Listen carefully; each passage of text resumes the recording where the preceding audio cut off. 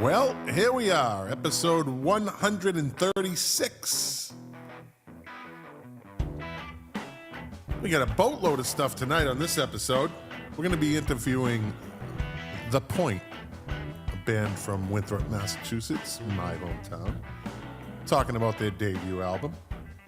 We're also going to be talking about the Rock and Roll Hall of Fame nominees. Yeah. And if we have time, well, we always do, I think we're going to talk about our favorite sci-fi movies, since movies have become part of the podcast. It's kind of like pop culture stuff. We're going to be doing 45 polka as usual, the whole new batch of 45s. You make the call, this day in music, it's loaded. So sit back, relax, enjoy the podcast.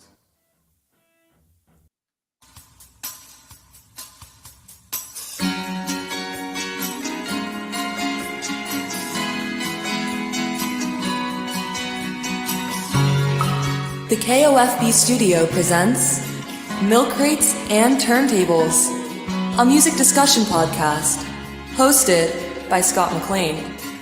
Now, let's talk music. Enjoy the show. Thank you, Amanda, for that wonderful introduction as usual. Welcome back, my friends, to the show that never ends. We're so glad you could attend. Come inside, come inside. Yeah, welcome to the podcast. You know the name, I'm not going to say it. We're streaming live right now over Facebook, YouTube, X, Instagram, D-Live, Twitter. Well, that was X. I can't stop fucking saying that. I don't know why. Anyway. Yeah, so we got an interesting show tonight. A lot going on. So let's jump right into it. Enough of my bullshit. Let's bring on the Wrecking 2. Start with Lou Colicchio. Greetings. What's up, buddy? Not much, man. All right. Ready to show. Yeah, ready to go. And let's bring on Mark Smith. Hi. What's up, Scott? Nothing. What's up, buddy? Nothing much. All I right. was in the area, thought I'd drop in. Hey, what the hell? Why not? Yeah. Why not? So What's been going on? Everything good? Everything good with you guys? Yeah. Yeah. I think they're great. Fucking silence this. All right. Well, you know what? Let's get right into it. We got a lot going on tonight, so Yeah. I don't really care what you guys have been doing. It doesn't really matter to me. We know that. Yeah, I don't believe that. Yeah, well, And I am Alan. you're a Ricketts, big so- softy. well, Lou's back, by the way. Yeah, thank you, Lou. It was fucking torture last week. Yeah, wasn't it? This was No, it fucking, wasn't. dude. This was like carrying a fucking 20-ton lead weight on my back last week with me and Mark. You had Big Head Todd come on. Yeah, that was He at had to least carry the littlest. show. He carried the fucking show, and he was horrible. So what does that tell you? So poor Fuck. Scott had to deal with Professor Snape over here. Yeah. Yeah. You do kind of look like him a little bit, too. Yeah, I act Bigger. like him. Little bigger version of him. So, It's great Yeah. to be back. wait. Iron Man, activate. There we go. All right. He's That's up. right. He's up and running. Mhm. So we got the Pointe on tonight. It's going to be a good Cool. interview. Awesome. They're always good to talk to. Some hardworking kids right there. Mhm. Call them music. kids. Fuck, call them right. kids. They're They're guys. They're men. The kids. They're in their 20s. Listen, They're young men. they're young men. Yeah. Okay. Yep. Whatever We're the not. fuck. they We are. are not. I Doesn't became an matter. They're a adult when I- band, right? That's all that Yeah. matters. I turned 40. I called myself an adult. Till then, I was a kid. Well, Lou, are you saying we're old? Yeah. I don't know. I might be 60, but I'm still a bad motherfucker. Well, me too, man. I still. I'm scrappy. I'll beat up a 27-year-old kid. and there not are a times problem. when you want to. That's not a problem. Just not these kids. Not these kids. I know their parents. I can't really do that. It's not- You're a That'd be little, horrible. you're a little Yes. tricky. They are a band. They are a band. Yes. All right. So, hey, listen. Good evening, Allison. Hey, sis. Sister Allison. Patty Yossi. Hey, Patty. Thank you for this wonderful contribution of 45s. Still complete in their covers and everything. Did you say good So- evening to Dave? Yeah, Dave Phillips, king of the Okay. 45s. Yeah, there he is. He took his nappy today. Dave Phillips took his nappy today. He's going to be able to make it through the whole show, maybe. You know, it's 7 o'clock. It's late. I got to take a nappy before I watch Milk Crates. All right, here we go. Let's get this game started. Let's get the show started. 45 poker. Get the bullshit out of the way. All right, so we're going to start off with Mark. We'll start off with Mark this week. Okay. And here we go with a new batch of 45s. I looked at these. They're pretty fucking good. Cool. This is going to make it a lot more interesting. Maybe I have a chance of fucking winning for once. Can't win this shit. All right, here we go. Mark, pulling your first card from Epic Records. Epic Records. Here we go. Ooh, shit. Right off the bat. What? Sly and the Family Stone, If You Want Me to Stay. Oh, Ooh. shit. Nice. Nice That's a job. tough one right off the bat. And Dave Phillips, no nap today. His dog Tony must have kept him up. I love when people name their animals after like people, like their first names. Like I get a friend, his cat is named fucking like Frank. I like that too. Fucking, I named my cat Morrissey, but you know, Yeah. there's something behind it. But when you use a random fucking name, Bert. Frank. Yeah. I had a friend, his dog's name was Bert. Yeah. See? All right, here we go, Lou. Here's your first card All right. from RSO Records. Oh, a little disco going on here. Cool. Yvonne Elliman. Oh, I don't know why. Yes. You keep me hanging on, right? If I can't have you. No, it's I don't know why I keep hanging on. And what's the other side? Love me. So Crap. not the, I don't know that one. you know, Mark's in the big lead right now. I need to pull a fucking doozy right now. Here we go. Alan Rickman in the lead. The Sound of Philadelphia label. Sound of Philadelphia. Ooh, shit. The OJs for the love of money. Oh, Wow. You're in the lead now. Damn. Yeah, that's a good one. That's a good one. All right, Mark, I'm going to go to the front of the deck for this one. I'm thinking Patty has a very good collection of singles. This is a really interesting collection. It's pretty good, man. It's better than the fucking garbage I had in the leading up to this. But hey, it was a start, right? It was a start. Yeah. If you have any 45s laying around and you're not doing anything with them, send them to me. They'll They're in get my used. daughter's house. I'll get them. Yeah, okay. Yeah, no, Mark. Yeah, that whole idea with you, and then hey, I'll do it. No, don't. Shut You up. can't. Just shut up. Shut up. Pick a card. Pick There a we go. card. All right, just shut up and pick a card. All right, from Chelsea Records. No, Sussex Records. Okay. This is from Mark. Bill Withers. Lean on Me. Ooh. Oh. Sly and the Family Stone and Bill Withers. You got the black thing going on now, buddy. You're rolling. All right, Lou, here you go. And that wasn't racist if anyone's listening. Shut the fuck up. It's got to get better here. You better get better. Here we go, pulling it out from Elektra Records. Lou's losing this week. I was bragging too. Judy Collins, Cook with Honey, or So Begins the Task. Yep, you lost. I'm out. You're man. out. Game You're over. out of it.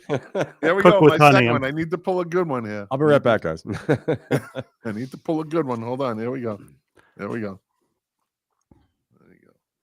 From Areola. What? Isn't that a I want to be on that label. Areola Records? I'd like to see the label. I'm fucking Marmalade. Fly. Lady that was Marmalade? No, that was I remember this song. Yeah. Not a big hit, but looks like Mark, unless Mark gets a shit piece of fucking album right here, happen. I'm gonna go to the back and see what's in the back. From Atlantic Records. Uh-oh. Oh shit. Hall and Oates, She's Gone. Oh, I think Mark wins this hand. Jesus. I think Mark thank you, wins this Patty. hand. Thank you. Here we go, Lou. Let's see if you can finish the shit show. Total From shit show. from MAM Records, MAM, from MAM Records. That was an interesting label. by the way. Okay. Oh shit, Gilbert O'Sullivan, Alone Again, Yep. naturally. Yep. He was on MAM Records. 25 years old. Mother God rest his soul. This is a fucking. You play this 45, and you want to slit your fucking wrists when you're done.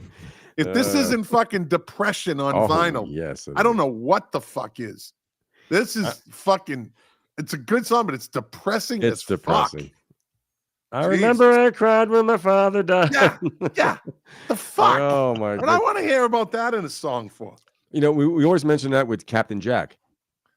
Well, I kind of like that because Captain his Jack. father dies and the motherfucker says, I ain't going back to college. Fuck that motherfucker. He's floating in the swimming pool. It's horrible. He's floating in the swimming pool. I always get the Brian Jones thing in my head with that Why one. not? Floating in the swimming pool. Bathrobe. You're not going back to school. All right, here we go. All right, from Asylum Records. This is my third one. This is oh shit, Eagles, One of These Nights. Biggie. It's a biggie. Ooh, But so still. okay, now we got a decision to make here. But We got a still. decision. Want me to read them off? Lose out. Yeah, give me your hand first. Okay. I got Sly, If You Want Me to Stay, Bill Withers, Lean on Me, and Hall & Oates, She's Gone. Yeah. You have OJ's For the Love of Money, Yep. Marmalade, Fly, Fly, Fly, Yep. Eagles, One of These Nights, Lou. one of my favorite Eagles songs. Scott. Da-da-da-da! Yeah. That was hard. I mean, yeah. Yeah, buddy. If the OJs and the Eagles song in one of these Eagles put you over the top, yeah. Yeah. Close though. I can't believe how badly I sucked. That was horrible. I like I can it. You were believe it. good with the old ones. Now, you know. All right. All right, moving on. Now that we're past that. So we got the Pointe coming on. The Pointe is a band from my hometown, Winthrop, Massachusetts, right on the border of Boston. Colin McLean. Here he goes. Good luck to the Pointe with this one. He's a groupie. My brother's a groupie. He's a 63-year-old groupie. Your brother's cool.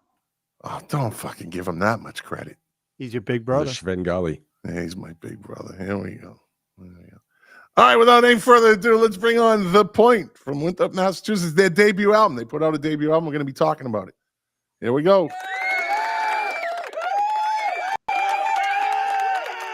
Hey, Look guys. at that. Look at that. The studio audience going wild. Oh, they love us already. What's that? They love us already. We haven't said They one love, word. they love you already. Everyone You listens just to saw you. the faces. That's it. That's it. Yeah. So, all right, boys. So you got your debut album. You put it together. You were on about a year ago? I think you were on the podcast Sounds right, yeah.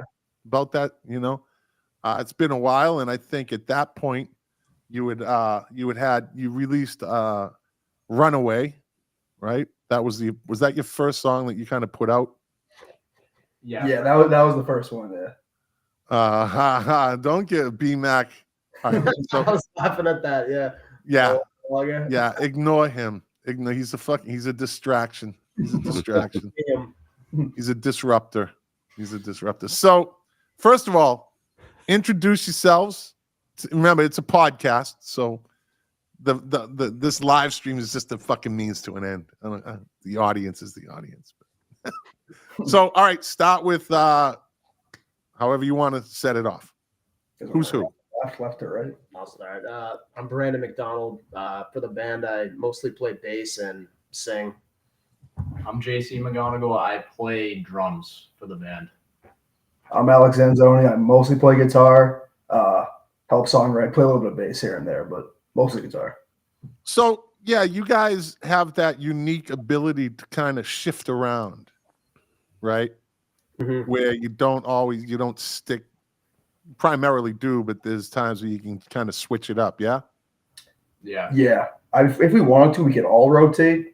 Playing live, JC sticks in the kit, and then mostly me and him rotate. Sometimes Mike too hops on the bass, but mostly us three. So who's not here tonight? Mike. Mike's not with us. Mike Norris? He's not with us. Yeah. He's too good. Tell him I said asshole. Yep. Tell him I said asshole. No, he's a good kid. I have to say that. I know his parents. It's one of those things, in case they're watching. I'm only kidding.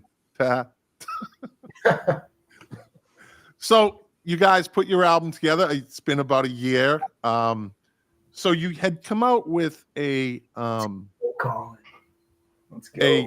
four track release earlier? No. We had our first single was Runaway, and then our second was Let It Go, and then Leaving in the Morning.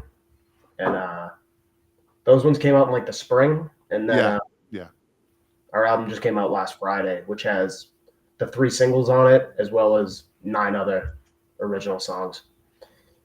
So I listened to it, and I already added 3 of the songs to my playlist, and my playlist is finally curated.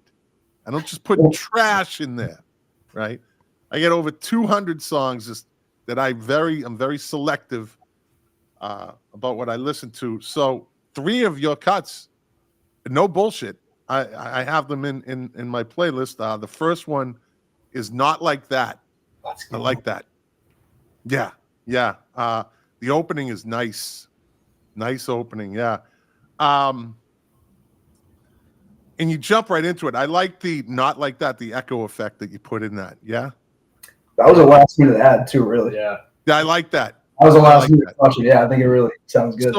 So shit like that happens, and I say this all the time. And I tell this story, and it kind of rings true when it comes to like recording. So the group ABC, they were an '80s band, and they had the song "The Look of Love," and David Bowie was in the studio while they were recording, and he's just watching. He kind of knew the lead, he knew them, and so they asked him any advice, and it was a last minute thing, right? So this is how this happens.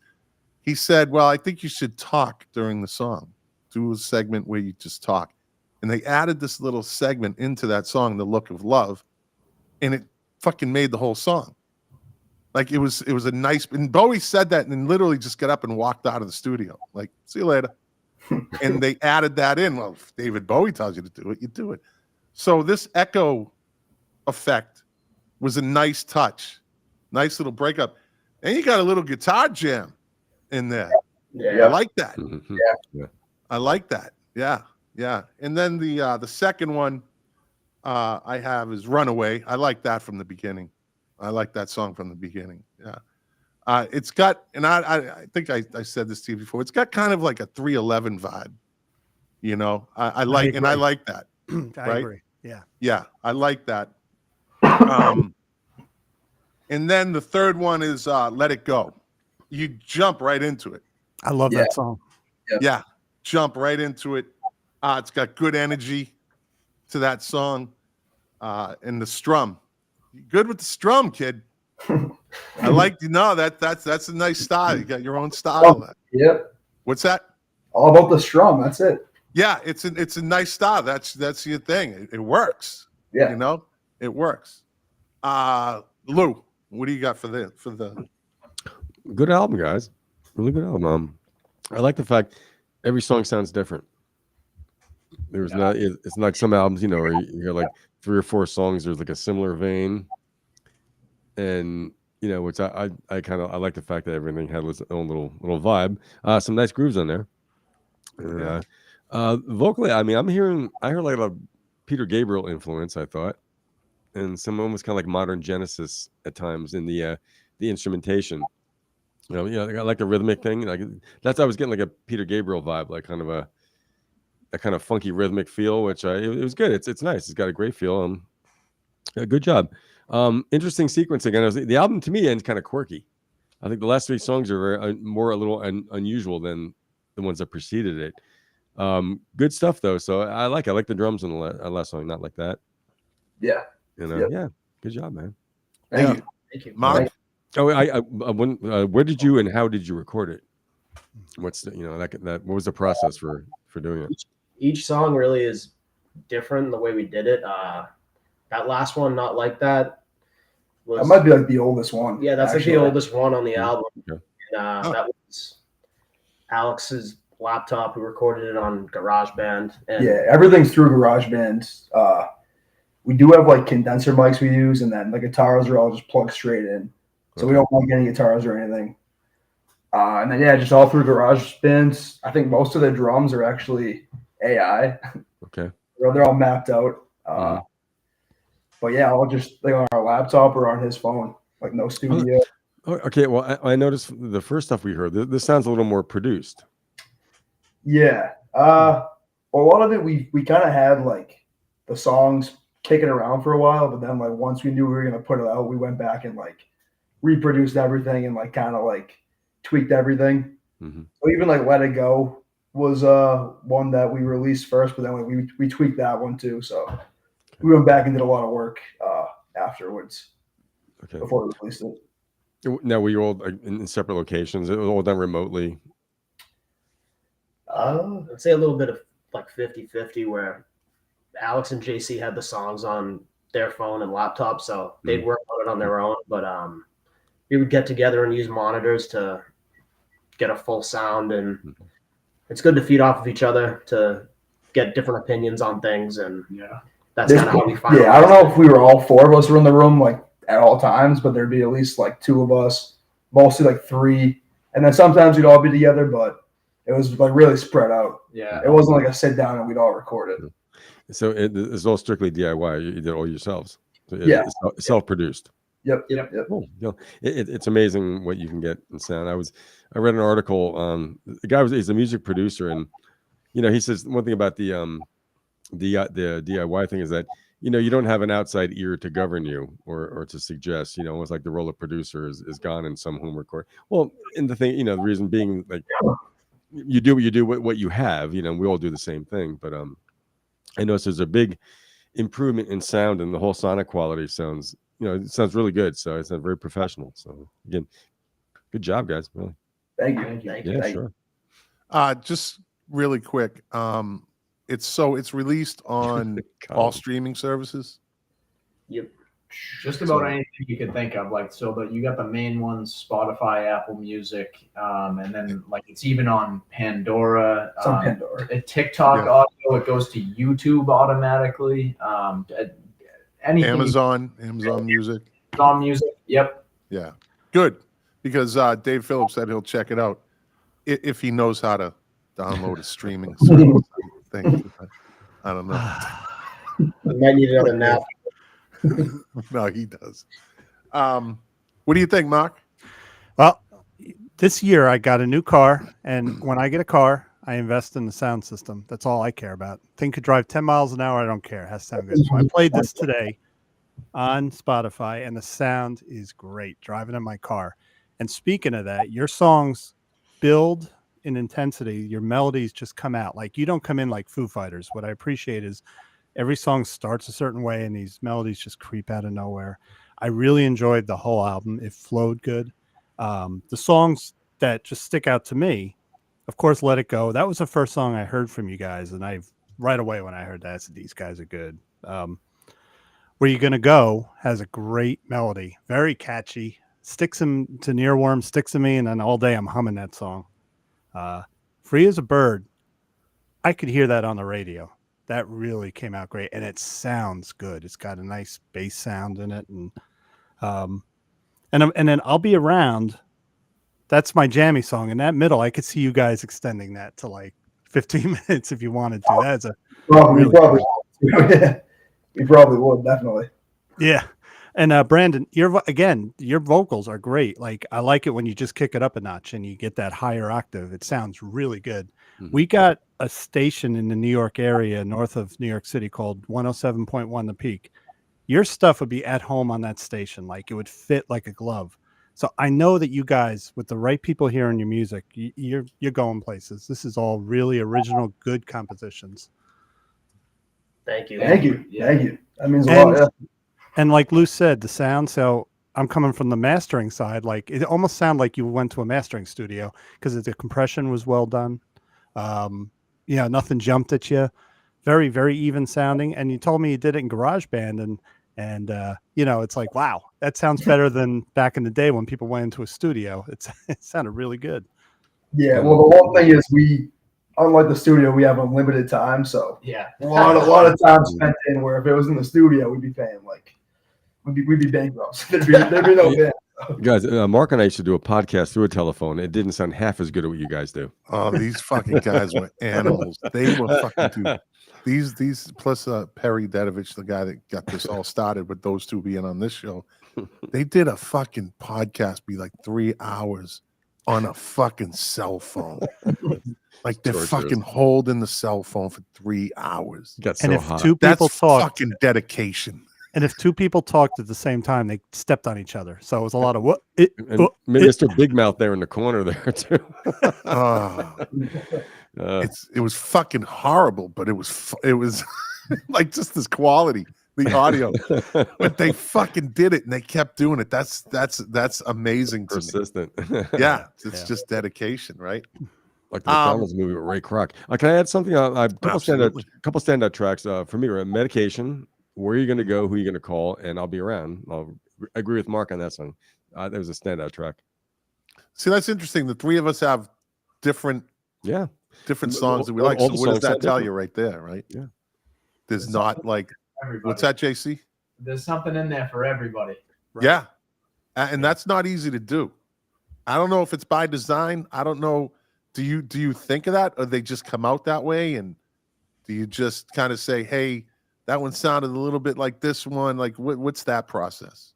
We've got about, I want to say like 50 songs that are in different stages in the process. And the album, we really just kind of picked ones that we thought fit the most together and also were basically our best ones. So we've got other songs that are really good as well. It's just they might sound a little bit different, or they weren't as close to being done. So I mean, right. we've got a bunch that are basically done that we chose these 12 as like, I don't know, call it a greatest hits album if you want.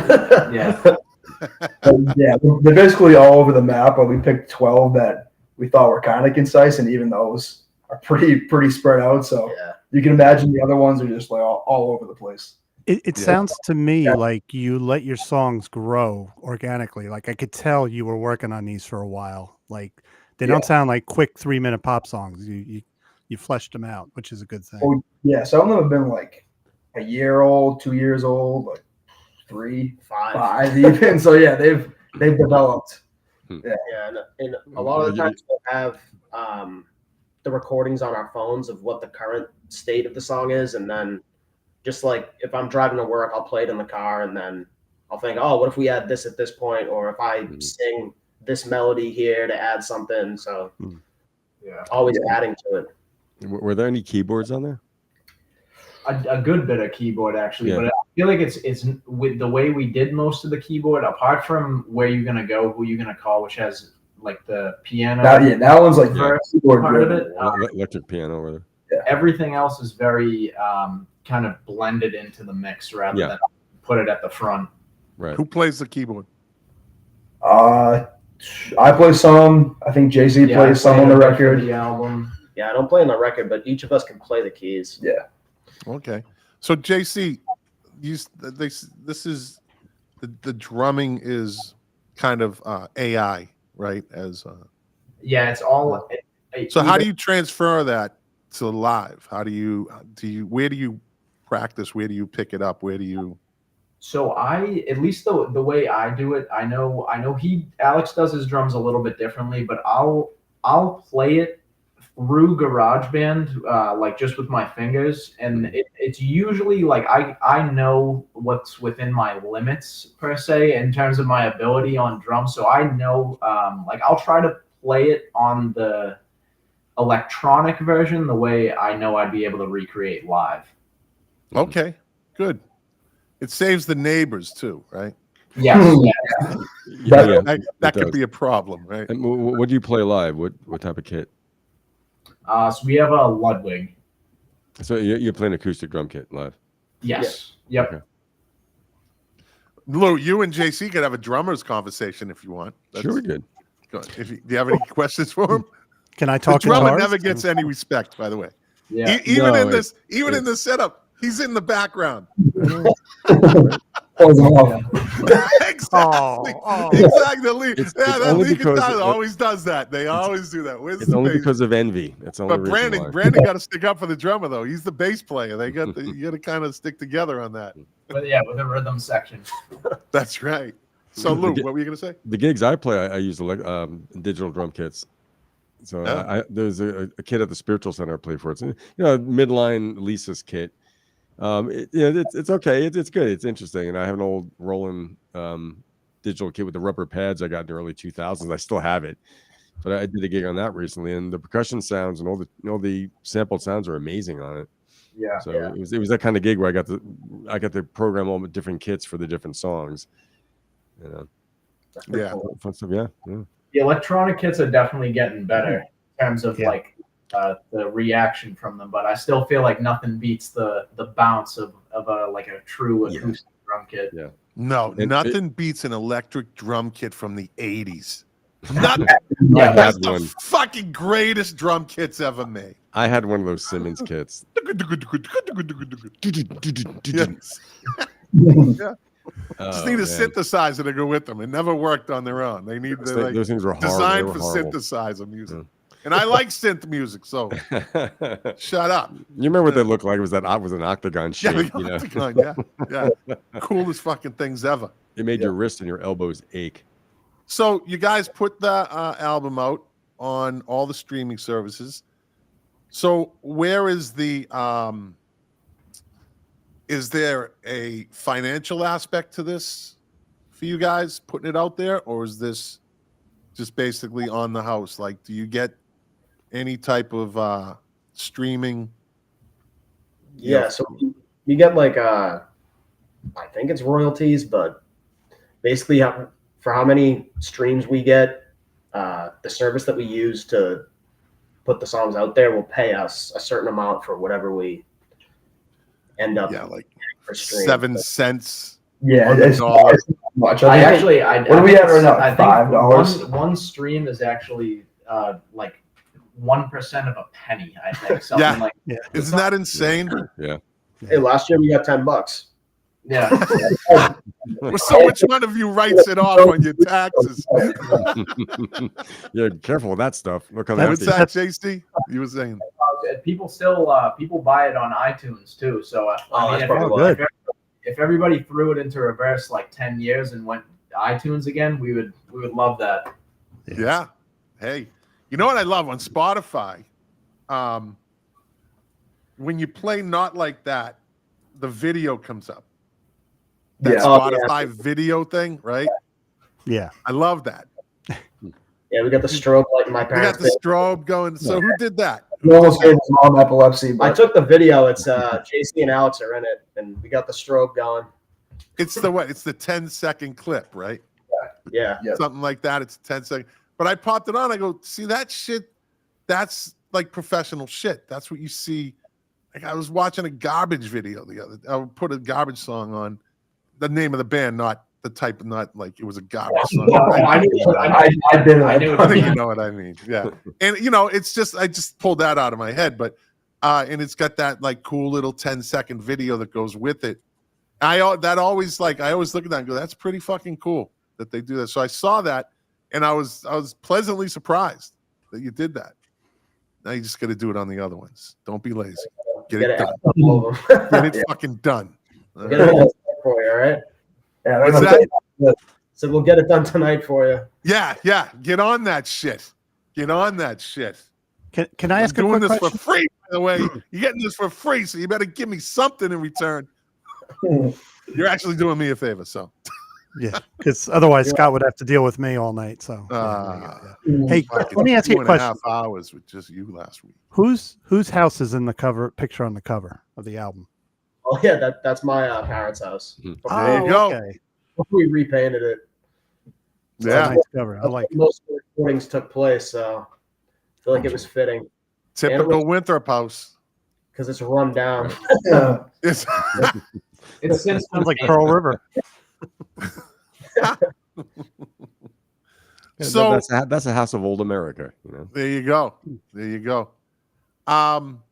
So what's next, boys? What's next? What do you got coming up? Any gigs? Don't have many shows coming up. We're gonna be on some. It's like a podcast thing, but they're gonna have us in a studio so that we're gonna play like 8 of our songs. Nice. Yeah, they'll have us all mic'd up and videotape that. Cool. Well, I could fly you down to Boca. We can fucking set up in here. I mean, I got 3 extra bedrooms. One's got 2 beds in it. The 4 of you can come down, swim in the pool. I'll turn the heater on. Fucking just jam. We'll probably sounds good to us. We'll probably pass out on the floor anyway. So what's the Yeah, just give me a towel. I'll sleep on the floor. At least you'd be down here before my brother. He's never been down here, so that's something to look forward to. But you guys got to make it big first. We'll be calling with us. Yeah, No, you won't. No. I don't have enough room. There's no room. No room. Sorry. You just blew a perfect opportunity. So, what is that also? Did they reach out to you? You reach out to them? What's the name of the podcast? Yeah, it's actually one of my dad's coworkers is one of the guys on the podcast. So he reached out to me, and honestly, I forget what the name of it is, but I could look it up. But yeah, just don't forget the name of this one. Never. Well, never forget this one. We'll be on that at like March 20th, I believe. But they're gonna send us a video of the whole thing so we can Nice. post it Can't where wait to see it. Yeah. So what's the social media? What's been cooking on that? You got you out there on TikTok, Instagram. Definitely more so Instagram. We're trying to move into the TikTok world a little bit more because obviously. So who does that? Who is it? Is it just one of you that takes control of that and says, "Hey, I'll do the social media"? it's mostly JC. JC. Yeah. We each got a little slice of the pie. There you go. Good. Drummer's got to do something other than drum, right? Yeah, no, of course. It's more than enough to do. JC, Lou's your biggest fan, by the way. All right, I love you, Lou. Hey, First guys. thing he said when I said, "How'd you like the album?" He says, "The fucking drumming was great." Like, just blows right by you 3. The first, the you 2, but Mike also blew right by that. All these gigs I play at this spiritual center, someone goes, "You're slowing it down. You're speeding it up," and it's not me. But every time I see the bass player afterwards, he goes, "You're fine, man." He goes, "It's just them. It's them. It's them." the rest Yeah. of them. Yeah. Lou lives in Asheville, North Carolina. It's like the trendy place to be. Unfortunately, right, Lou? Yeah. It's a little overdone now. Yeah. The new bumper sticker is "Welcome to Asheville. You're too late." It's too small to have this many people, but it's an interesting music scene. Kind of like what Winthrop's turning into. Yeah, It's too small to have that many people. Yeah, but that's a whole nother show. That's my other part. So if I move to Winthrop, you're kicking me out, Scott? Oh, you can't hang there. You couldn't. No. Well, maybe you could. I guess I don't know. You could hang with the Pointe. Yeah, you can get on the Pointe. The Pointe is its own little world in Winthrop. That's the funny thing. Only people in Winthrop understand the Pointe. It's its own world. Well, I've told Scott many times, I've always wanted to go to Boston, never have. I'm only, 3 hours away. One of these days, I'm going to go to Boston. There you go. There you go. Yeah. So no gigs coming up? Nothing in the near future to promote? Actually, Mark Talon asked us to play up in North Conway, but we don't have the details yet. So I don't know exactly what that entails, but I'm sure I'll be figuring that out soon. Bro, come on, bro. Play in North Carolina, bro. They know what I'm talking about. Yeah, that was actually the voicemail. Wait, I'm talking, not you. What are you talking? I'm talking, bro. Sorry. Yeah, I know what you're talking about. So go on. So you don't know the logistics of it or anything? Just no. He gave us a weekend. It was like the weekend of April 20th, I think, and I don't know if we're playing at bars or what, but.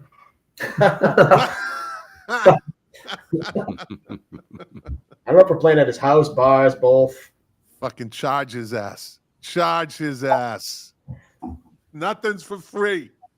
Nothing's for free when you're struggling musicians.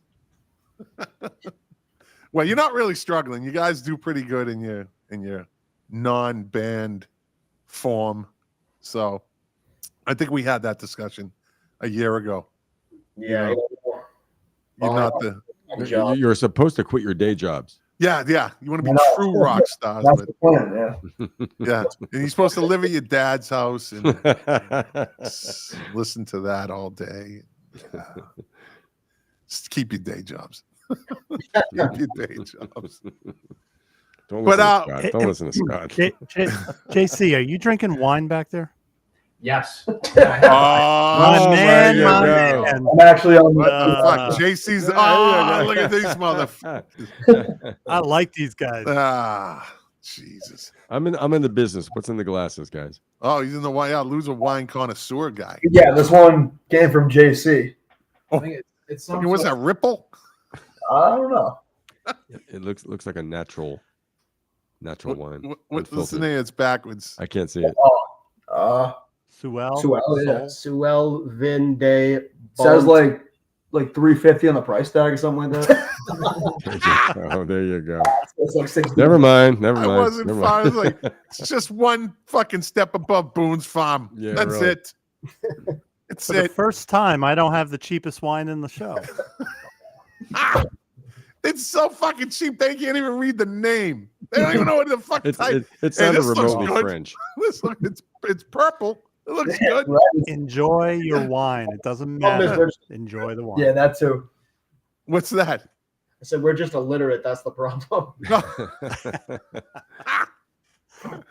They asked the fucking guy sleeping in the fucking gutter outside the liquor store, "Hey, what's a good wine? What's a that good empty- wine? What's the hot wine this week? There's one for $3.50. It's in the fucking back. You gotta rub the dust off it though to get to the price tag.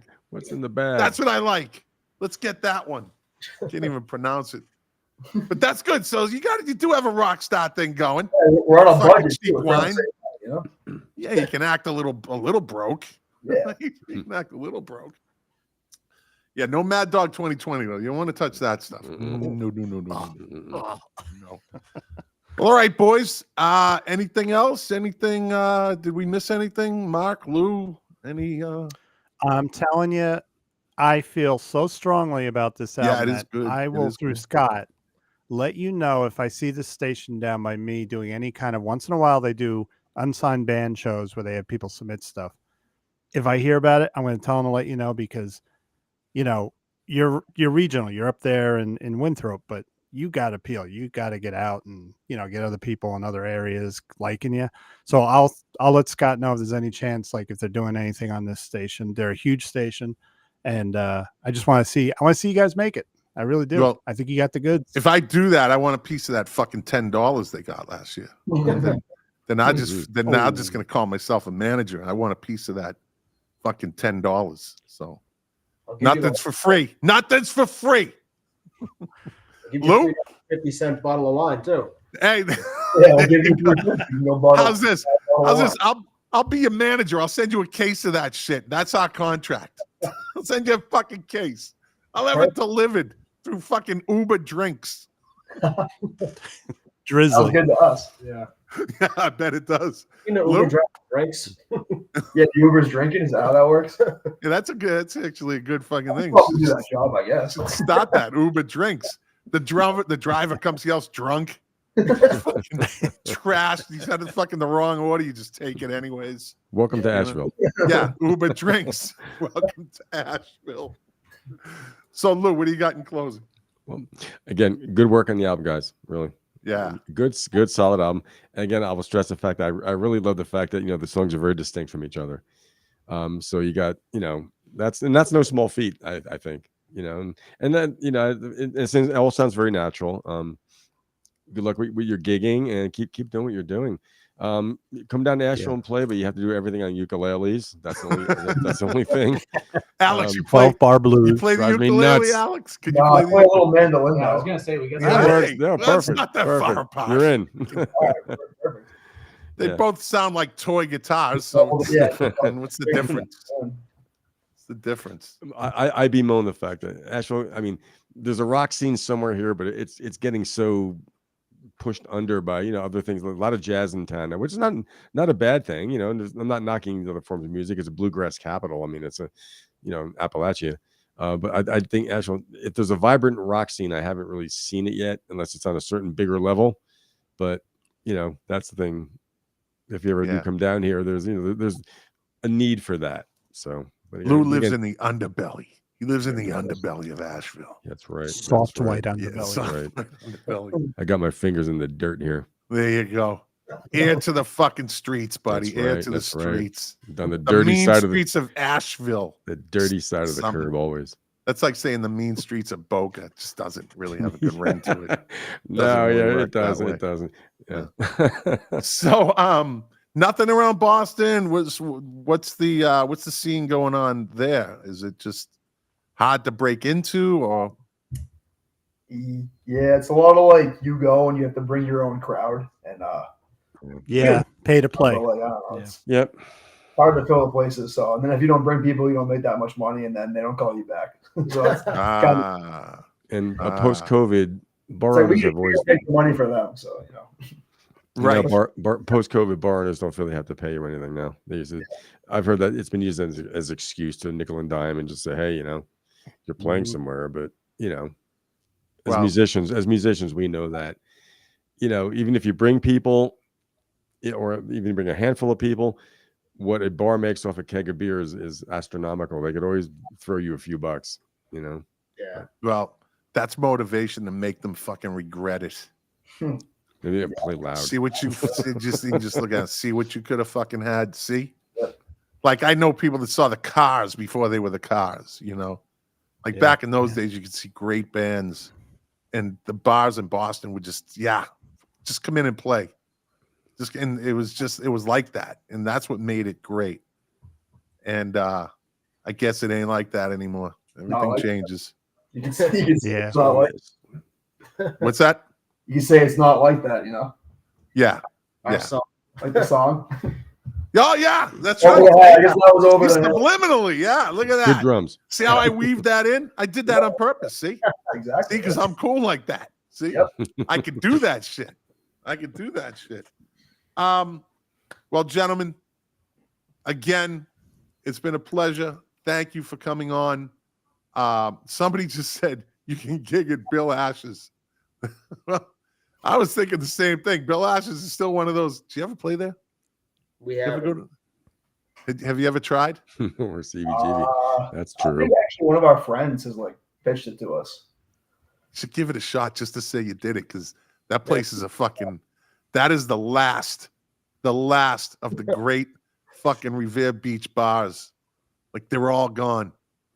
Your generation ruined it, you assholes. Well, not you guys, just your generation. Everything changes. Everything Everything changes. I know.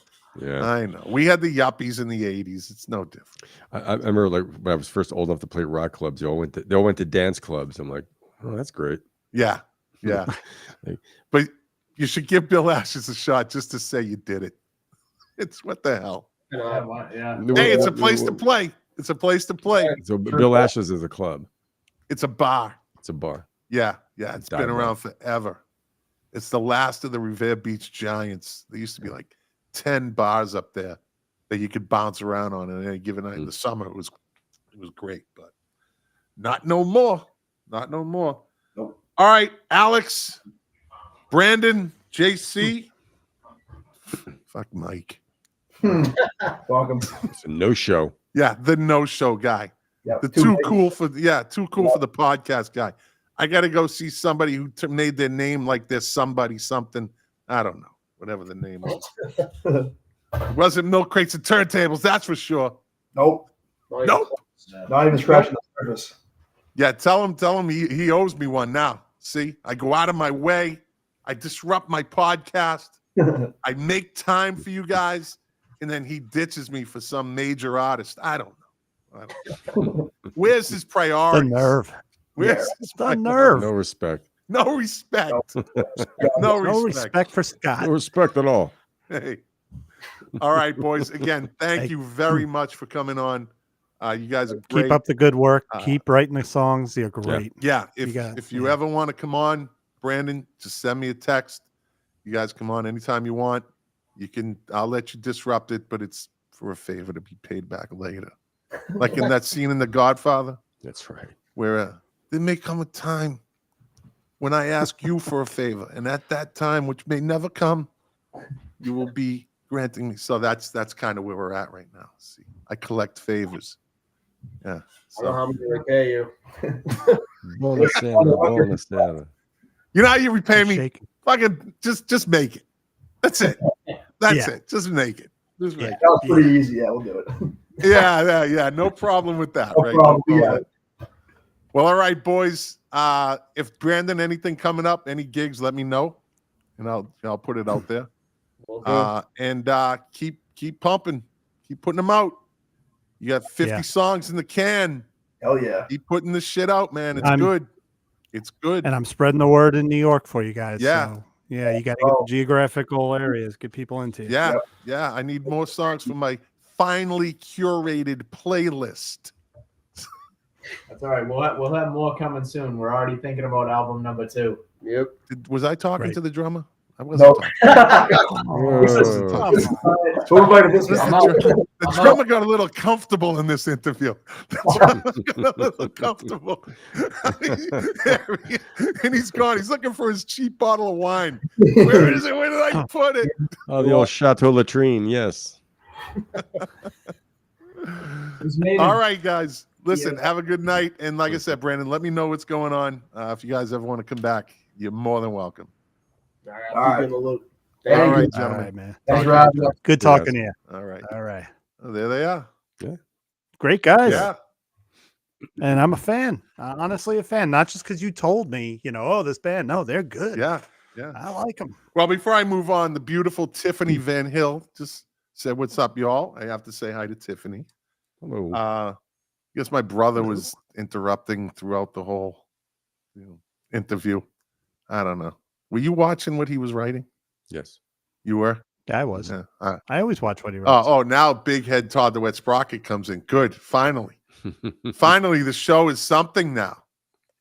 Well, I was so bad as a co-host last week. He had to call in. He had He'd to save call the show. in. He just called to liven things up a little bit. Oh. That's all. Yeah.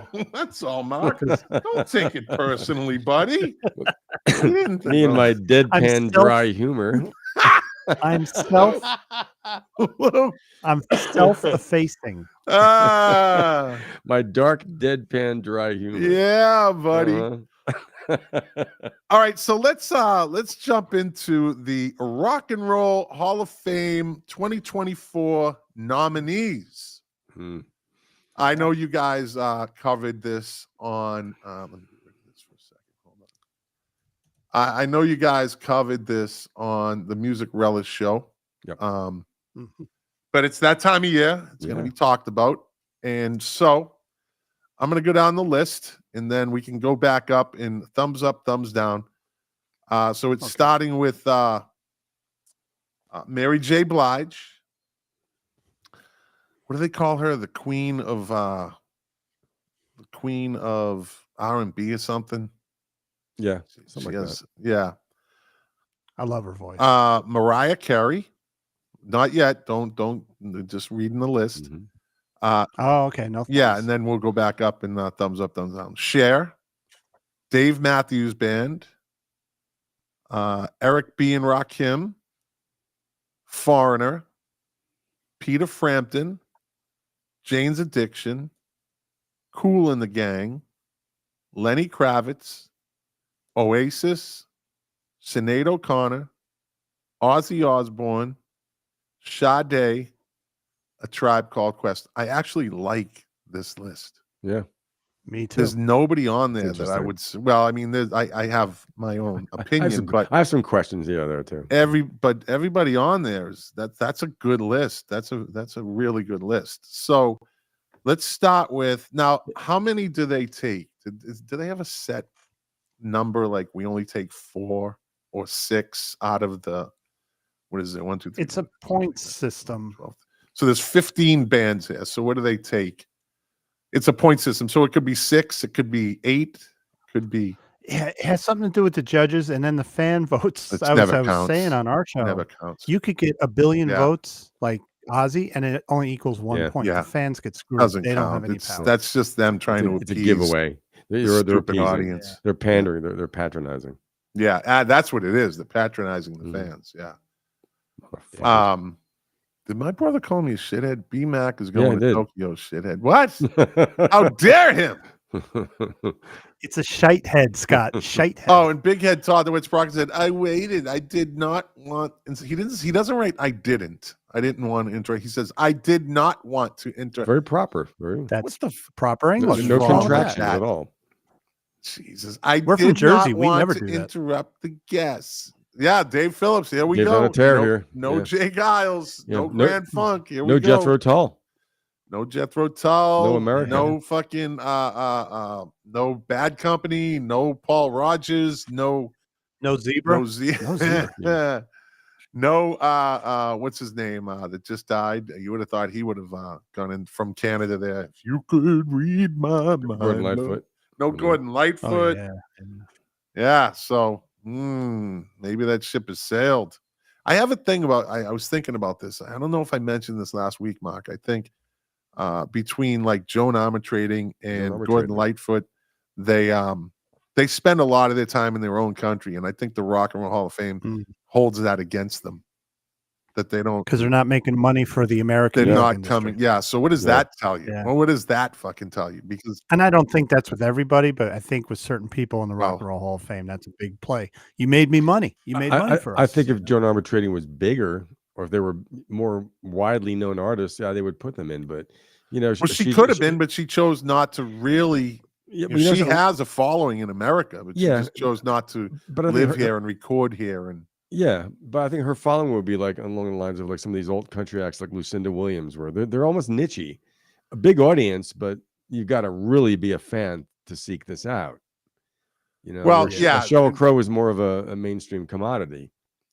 Well, Joan Armatrading also, she had songs on the radio in the late 70s, early 80s, and then just kind of, fell off the map. Kind of like Melissa Etheridge, just kind of fell off the map, just decided not to really pursue it. I don't know. But I just know that those two that I just mentioned, Gordon Lightfoot and her, they stayed in their respective countries and just recorded there and toured there. And she's got all the accolades over in England. Yeah. And he has all the accolades up in Canada. So he, as a recording artist, he was still big here though. He was. Yeah, he was, but he didn't really tour here. He didn't record here. He didn't, so all right, so let's start at the top.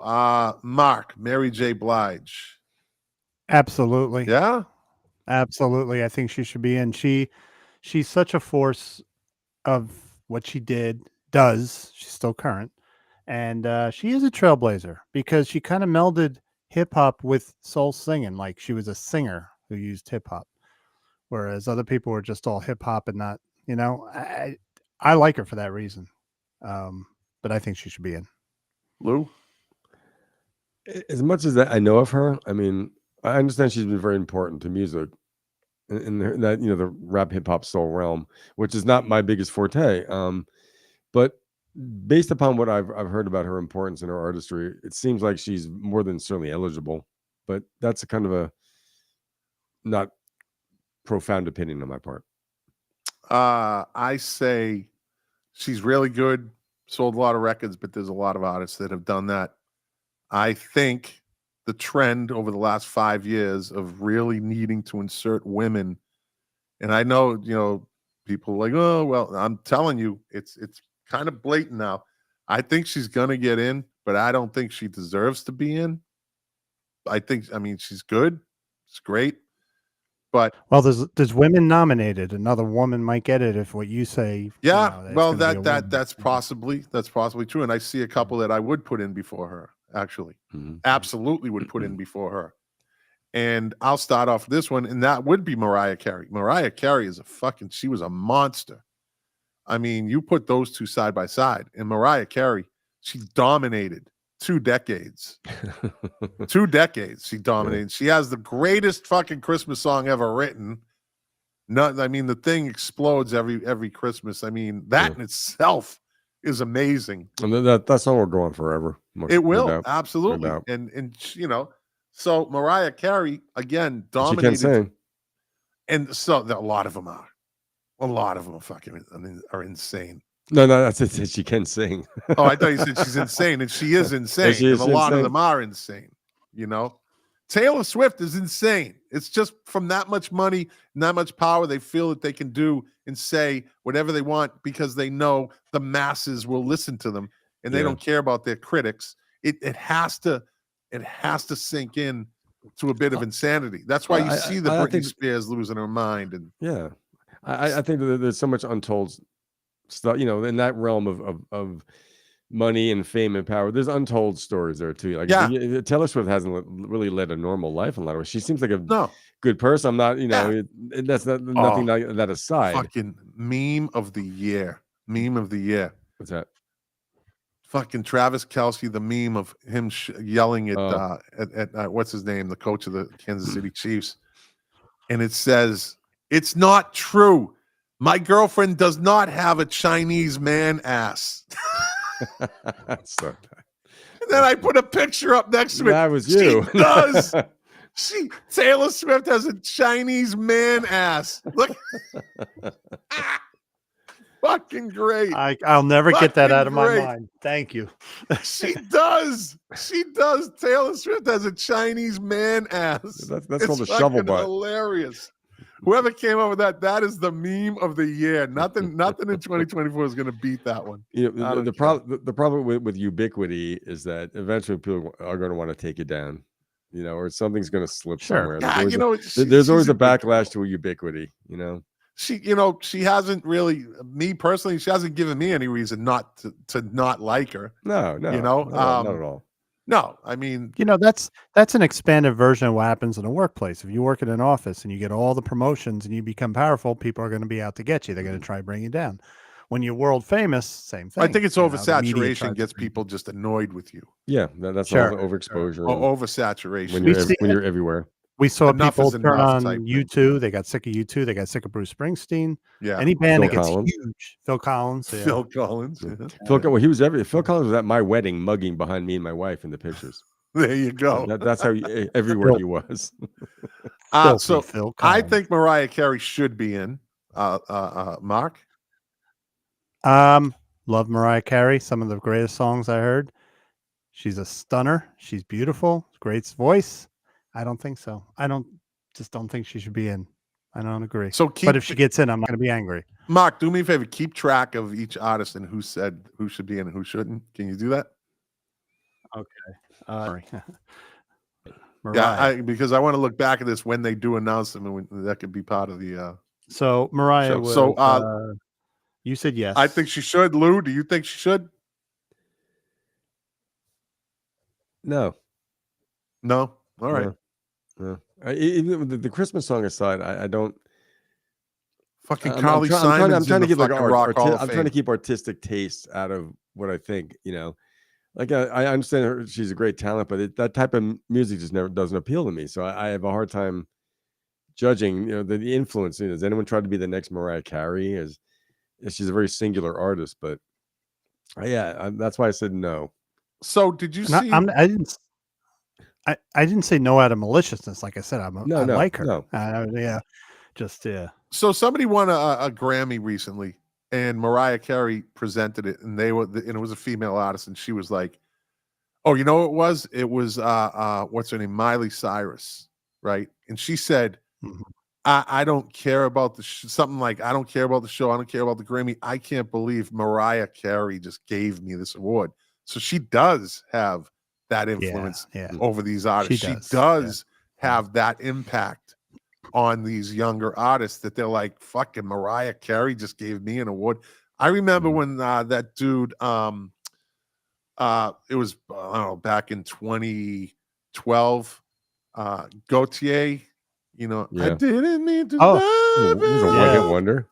Him and Kimbra from Australia. Well, I like her. And Prince gave them the award, and Kimbra was just like, I can't believe Prince just gave me an award. Like, that doesn't happen too often where the artist looks at the presenter and goes, "Oh my God." So Yeah. I think she does have that impact. I think she does have that, everything that it takes to be in the Rock Hall of Fame.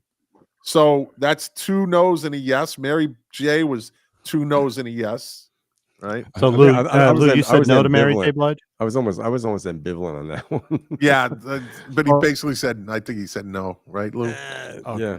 Okay. Yeah. See how I swayed that vote? I should be a Although Democrat. I should be a well, Democrat. I You're did just good like at that. you're Yeah. like Jan Yeah. Wenner. That's what you're like. There you go. All right, Lou, share. Absolutely. Okay. I agree. I don't think we have to talk about Linda Ronstadt's definitely in the Rock Hall of Fame. Yeah. I don't think there's much more to say about Cher than she's Cher. Mark? Yeah. Yep. I mean, even based upon some of the '60s stuff with Sonny. Yeah, I mean, the longevity itself is, Yeah, and she had to endure a lot of criticism. People said I remember like she was considered sexy, but not so much beautiful. But she had to defend her looks. She had to defend her voice. People said she always sang flat. She didn't. She had a deep voice for a woman. Yeah.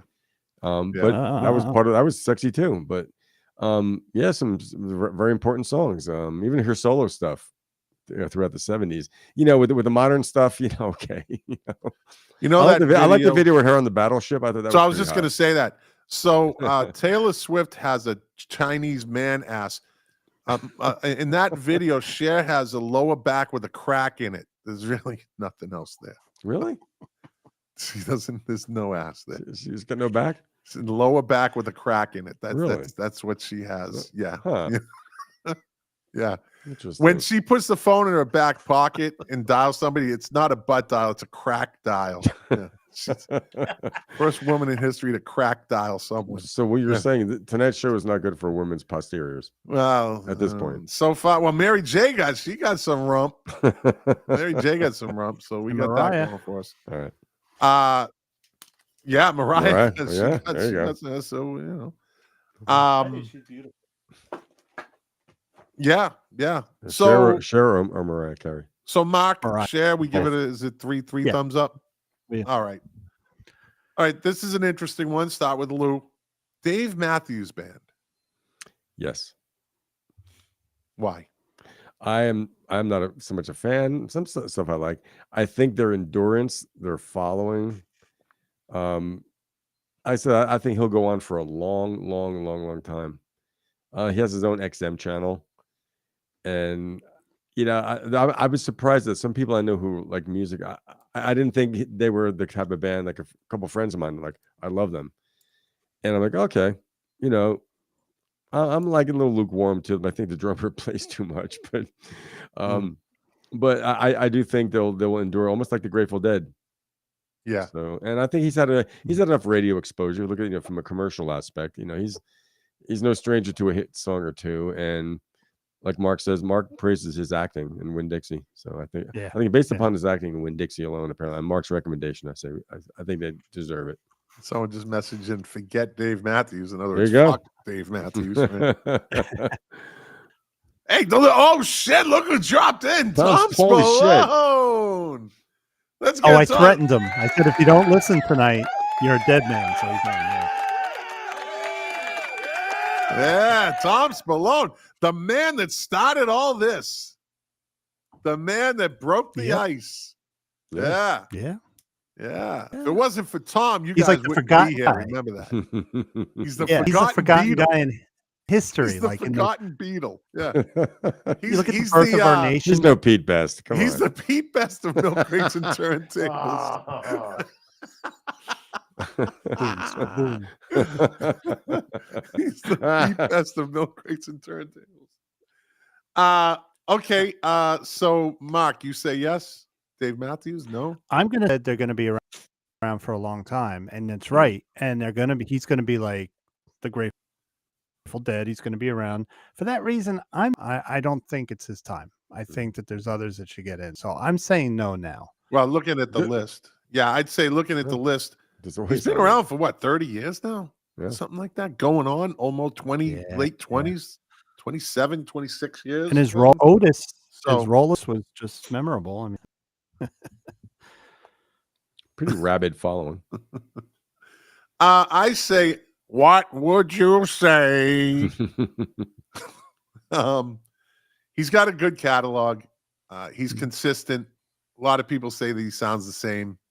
You don't really could- know him if you Something to be think he said for sounds the that. same. He's a very right. That's just saying. Some people, it's the voice. It's always there's nothing really. Oh, you guys must be talking about Rock and Roll Hall of Fame. Yeah. Check Fuck out the that big place. brain on Tom. Yeah, I got the big brain on time. You're a smart motherfucker. Yeah, that's right. That's right. I say, what's on the rest on the list? I say no, not this time. Okay. Not this time. All right, Mark, Eric B. and Rakim. So Lou, I know you're not probably. Mhm. I'm going to say the reason that there are hip hop, rap, or R&B artists that should be in the Rock and Roll Hall of Fame are the reason that Eric B. and Rakim should be in. They're trailblazers. They did something different. So yes, I absolutely say yes. Eric B. and Rakim are fucking hip hop icons, not just legends. They're hip hop icons. There is nobody, and I'm a huge Biggie fan. I think Biggie was, but so they say, I always say that, Stevie Wonder was the greatest entertainer, musician, singer. If he was Prince is 1A. You know what I mean? So if he's number one, Prince is 1B, however you want to put it. He's that close to Stevie Wonder, right? Eric Rakim is just, he was so fucking unique. He still is. Is. Eric B., what he did with the turntable and putting these beats together. Yeah, this sampled, but that's a talent. A lot of people, they kind of brush that off. That's a talent to be able to take these old songs back then without computers, right, and put them together. And that shit wasn't easy. Yeah. So because Jay-Z is in there, I think he is, right? Didn't Jay-Z get in? Or I know LL Cool J got the special award or something, and there's a couple rap bands in there. Run DMC is in there. I don't think they'll get in, but I think they should be in. I think they should be in there. They were that groundbreaking. Just Rakim is just the fucking greatest. It's the greatest. Lou, do you have any either way? Well, based upon what I've read about them and like in preparation, because we were talking about that too, last week. Like you said, they seem to be groundbreakers and very influential. And just because, also, I'm not a big fan of rap. I do understand the importance of it. And I respect the fact it was a new form. All this stuff was new. It was rock and roll's been around forever, and R&B and soul's been around forever. This was like an offshoot that was totally unique. So yeah, I would be inclined to say yeah. All right, Lou, back to you. Foreigner. Put him in. Put him in? Yeah, I say put him in. They Open were the door and let him in. Let him in. A great, I call them one of the great radio rock, FM radio rock bands. They were a good band. I really, we were talking about that drummer, Dennis Elliott, right? Mark? Yeah. Solid rock player, great songwriting. Lou Gramm is one of the great underrated rock and roll singers. There you go. Soulful rocking. I like their latter day hits too. When I like the rock stuff, and even when they went ballady and kind of soulful, I thought they did it really, really well. And Mark, you posted something that Mick Jones got Parkinson's disease. He just he will not tour. He just announced it. Yeah. But I for sentimental reasons, I do like that kind of era of like FM radio rock. Guitar solos, guitar riff intros. You don't hear much anymore. I think I don't think they ever did anything bad that I thought they did, but so that's my vote. Mark? I always used to say Foreigner, Faceless, like they're not Led Zeppelin, they're not Pink Floyd. They had a kind of a standard rock and roll sound, but then I realized that Double Vision, what's the album after Bathroom writing our name on the wall? Or I can't remember the name of that. Head Games. Those are some of the those are my favorite albums growing up. And but they have done a lot. If you're talking about success, wildly successful, well-produced albums, and yeah, they were a big potent force of rock and roll. So I say yes. I got to go with yes. I think they're going to get in. I think they're again, gonna get Lou in. Gramm, one of the greatest singers, frontmen, Yep. voices, underrated. We've said this Yep. I don't know how many times on this show. Lou Yeah. Gramm never, just like Paul Rogers, they never get that credit. Yeah, The Paul. credit I mean, yeah, really. Yeah. you know. Shame. But Lou Gramm, it's that Foreigner. Like who's the face of Foreigner? Really, there isn't one. It's Foreigner. Like the band is the band, Yeah, right? which is cool. Yeah, which is that's kind of different, you know. Yeah. So I And think they'll get in just because of their longevity too. Yeah. They had a long career. They had a lot of hits. Yeah. Yeah, a lot of hits. And as Oh, a yeah. band itself, as a band of musicians, there was no Mick Jones was no guitar hero.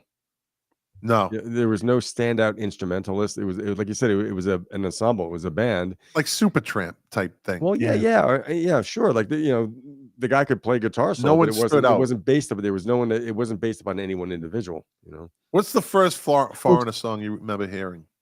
I had to be off the first record. It was a Sunday. Yeah, Day like well, any other yeah, day. yeah. That's a good opening too. For me, it was Double Vision because my sister was in college and she came home and she had second that record? album. Yeah, Double Vision, the album, and they look so cool on the cover. That was like one of the coolest pictures. Their first I've ever album was pretty seen. big. It was Yeah, pretty yes, big it when was. it came out. Star Rider. Yeah, it was pretty big. when I it was came like out. Head Knocker. Right. That was a weird song, almost like a 50s. That was like their Jamaica almost. Yeah. Yeah. All right. So Tom Lou Sloan says no. though. Me and Mark say yes. Oh no, I said yes. Oh, you said yes. Oh, yeah. Clean Mark, sweep, did you say yes? Yes, I said yes. Tom Spallone says no. He's But, wrong. he says But his that's- tremolo is awesome. It's just Tommy's got to disagree with us. Being a contrarian. Let's see what happened. Okay.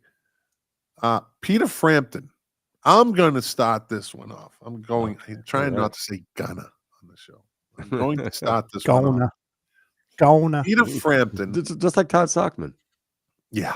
Well, Peter Frampton to me, I did this You Make the Call last week, and I put Peter Frampton, or Peter Frampton Comes Alive or Live Rust. Like which one, right? And everybody picks, the majority of them picked Frampton Comes Alive. How many songs can you name off that double album? 4, 3, right? I don't have to have you. It's just like the Saturday Night Fever double album. There's only 5 songs on that whole double album that you know, but it's a great album, right? So Peter Frampton had "Show Me the Way," right? What was the other hits off of that album? Do you All I Want to Be Is By Your Side was a kind of a hit. Kind of, right? Do you feel like I do? Right? So that's 3. I'll give you that one, Mark. 3. Nobody can remember any other songs off that album. Unless But you it's saw it so in front of fucking you. imprinted in their head. The album cover, Yeah. the constant rotation of those songs, right? Even today. But it's a double record. There's nothing else really on there that stood out. But you know what? Shine On, You but know- was that a hit? Was that on the radio? Was it a big hit? No. I'll tell you what, And though. he never did really anything after that. I just played it the other day. I played its entirety at work. It's a great microcosm of 7. It does, the whole album plays very well. It puts you back in that time. You could smell the leaded gas fumes, and then you just remember the hot summer days. And so the whole album is good, but you got a good point. I mean, as far as what was played on the radio, it was, a couple songs. And so Frampton had The songs were minor huge. hits after that. He had minor hits.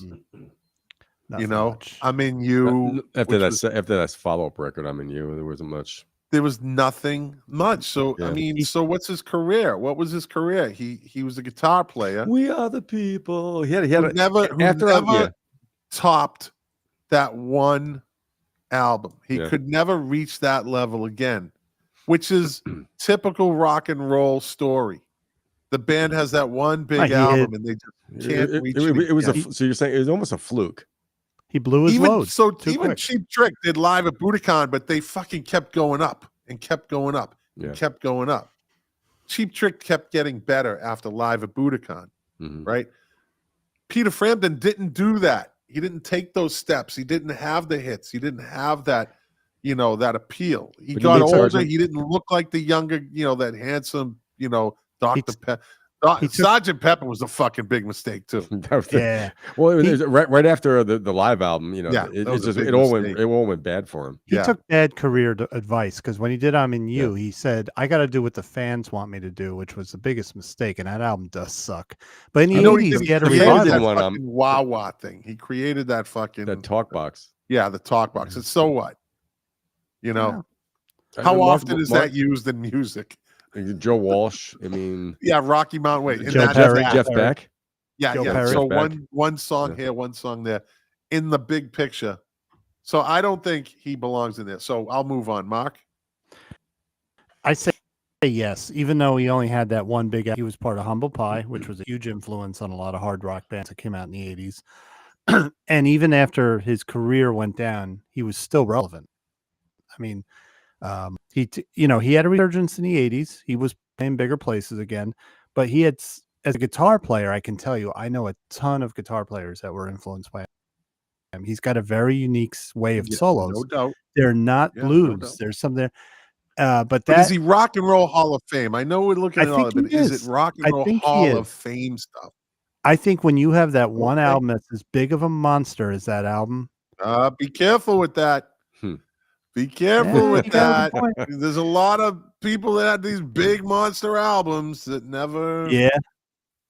And should they be in the Rock and Roll Hall of Fame? You can't use that as a criteria. But did we see that album cover for years? Like you still see it. Even a kid now, like the guys in the Pointe, they probably know that album. Well, no doubt it's an iconic album cover, like I said, and the 4 songs that come off the album that nobody else can remember other songs other than deep dive people and music people like us. But even I can't remember a lot of songs off that album. And I had it and I played the fuck until the grooves were done. This is your choice. I'm not saying you're wrong. Not saying you're wrong, but I can't say that I can't buy that just one big album with people can remember deserves Rock and Roll Hall of Fame. It's not just the success; it's also going into the influence category. So his career. So I say yes. All right, Lou.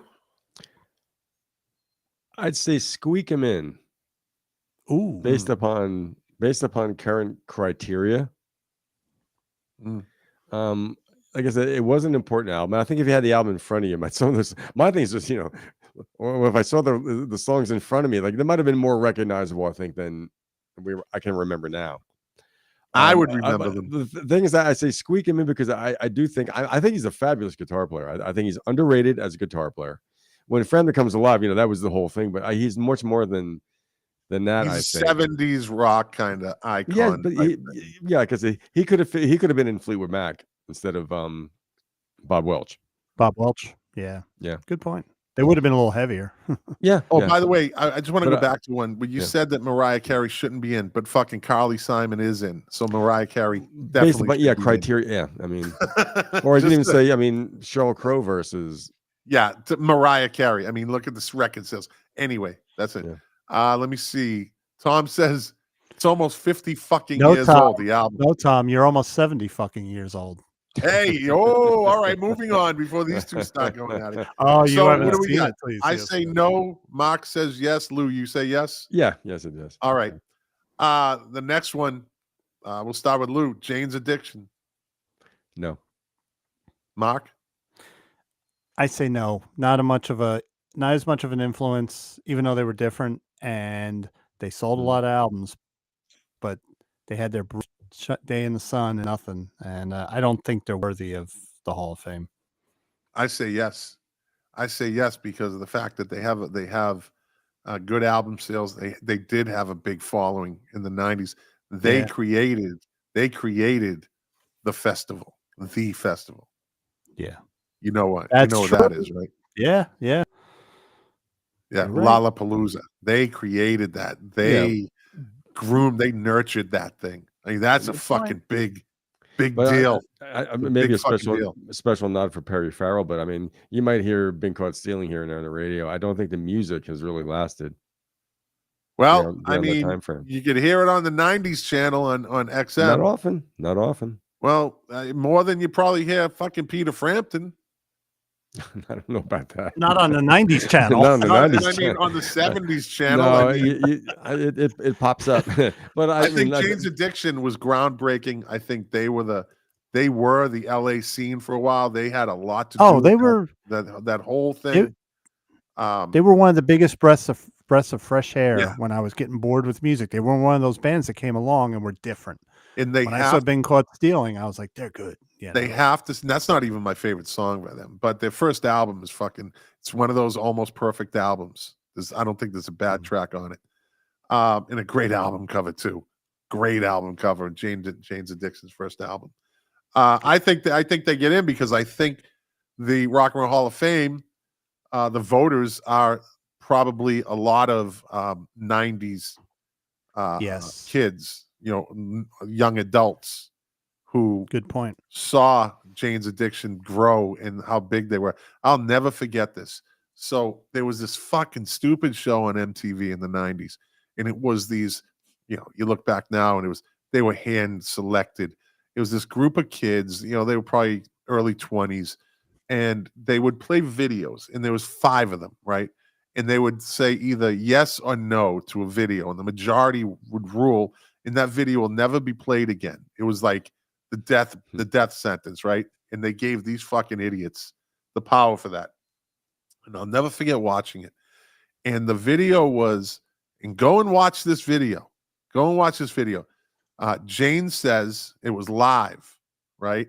And they start off with the Jamaican drums, right? And Perry Farrell. Jane Says, Yeah, and Perry Farrell has his dun, hair all like really done up, and it's a great, like, you see in this concert footage, and they do a great job of it live, and it's different, a little different than the album version. And they go to the studio, and these kids watch it, and they were like, "That was stupid." No, and they voted the fucking video off of MTV, right? Voted it off. Little did they know that should have been on MTV, because Jane's Addiction was just, they blew up. Jane, right? Jane Says on my local New York station, K-Rock, they were the king of the 90s. They played all the best, grunge, whatever. Jane Says was on like every fucking 10 minutes, and I got tired of it because it's a good song, but they played the live version. Yeah. Yeah. My brother Colin says, name for JA songs. Jane's I Addiction. think he meant no. Jane's Whatever. Addiction. No, Jane's name Addiction for songs. Jane's Addiction songs. He's asking you. Oh, the What's the Mountain name for? Song, Jane Says, Been Caught Stealing. What else is Ooh, there? that fourth. What's that? The fourth. It's always so hard. Come on. Let me see. Can't Burnt fail your City. big brother. Burnt City. That's a good one. There you go. Yeah. I mean, they just No, how long were they before they became Porno for Pyros? Was that? so they broke up, and Perry Farrell started Porno for Pyros. And that was they were good. They were pretty good. Pets. So- Yeah, that was a big hit song. They were the kind of I think they were better. That was kind of that Mad Season type thing with Lane Staley. Yeah. When Alice in Chains broke up, they did Mad Season.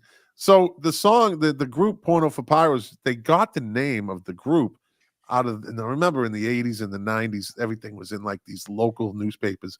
Like you could find like all this crazy shit. Like there were, Hey, Call Me. Like there was a lot of prostitutes and, call girls in the backs of these, like, these local newspapers. And they saw one in like one of these newspapers or a magazine, and they were selling porno for pyros. It was like an ad in a magazine. Category. Yeah, and they were like, "That's the name of the band. This is the name It's a of good the name. band." It's a good name. It's a good name. It's great. It's a They great also, name. that was like late 80s too, or early 90s. That was that was around the time of the PMRC. It was and still all that around. such. The print was still big. Yeah, Print was still big. So I say yes, and you Okay. guys say no. Yeah. All right. Yeah. All right, Mark. Cool in the Gang. Absolutely yes. What can you say? It's popular, successful, influential, part of the 70s. And yes, And the I 80s. just all I gotta say yes. Summertime, And one of the greatest summer songs ever. Yeah. Yeah. Summertime. That's one of the greatest jams ever. Lou? Yes. Yeah.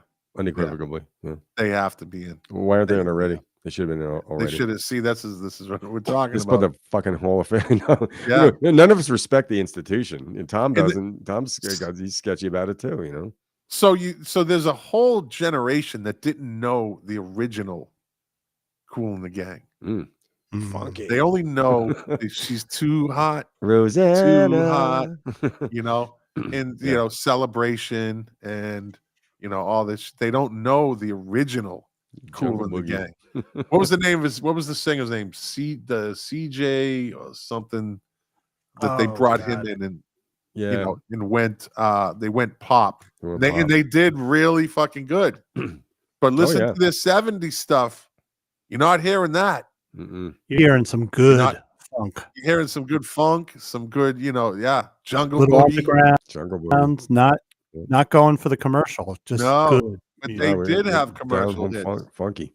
Yeah. Well, they So- did have funky hits. Yeah.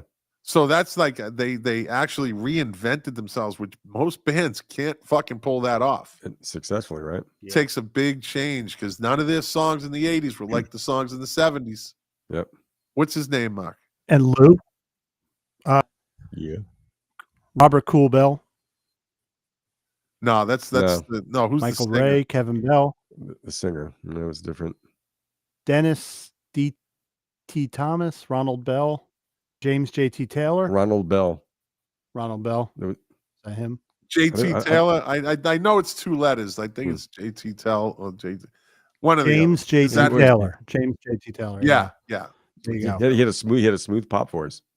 Oh, he was good. Yeah. You liked him. So Those songs were huge. I mean, They were. They were Rosanna and Celebration. That's right up there. All the Hall and Oates 80s stuff. I As far hate as fucking Celebration. I That is the fucking hate that that is the consummate fucking white people song. But you know what? Fucking black. Why we hate it? White Black people people song don't by play black in that fucking song. commercial. No, Commercial was. I hate it because It I doesn't fucking heard it matter.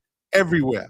Woo! Everywhere. Yeah. There's a birthday party, they play that fucking song. There's a reunion, they play that song. There's a wedding, they play that Every song. white It's the wedding. song. It's the song of office parties. Yeah, in the only at 80s, white when everyone weddings, had yeah. those offices. And everyone- Yeah, only at white Drunk weddings. people at because weddings? Fucking black people don't It's a listen to that song. celebration. yeah. Mark was doing his best white guy dance just then. That's He the only was. time white His people feet can weren't- dance his at a feet wedding. weren't moving. Jesus. That's I've me seen at a some wedding. festivals. I went to a festival a couple weekends ago, a seafood festival here in Boca, and there was a live band playing. There was a lot of white people there. And then fucking white people, they were just like, I felt like videotaping them, but that would have been cruel.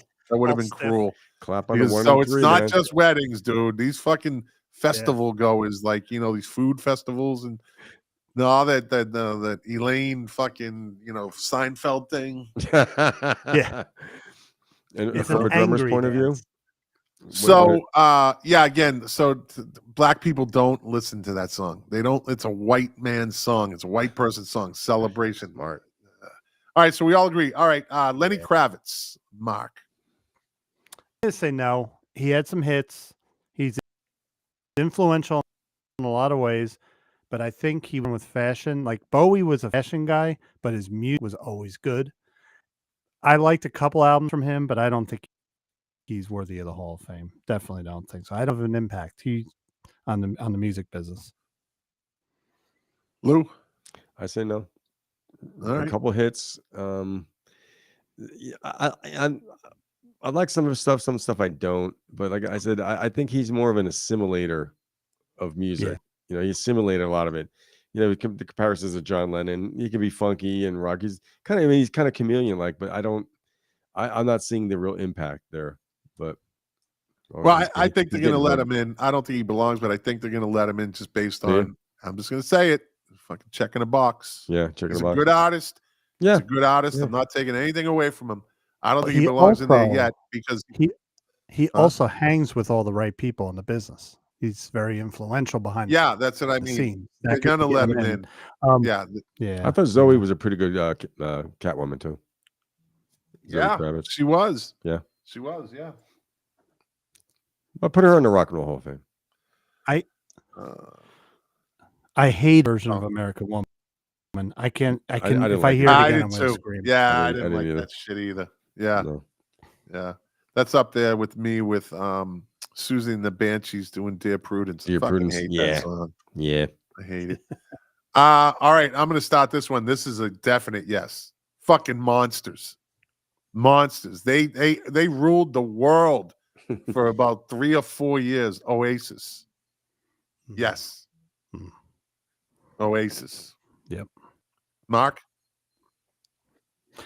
I Mark? say yes because they went the first album.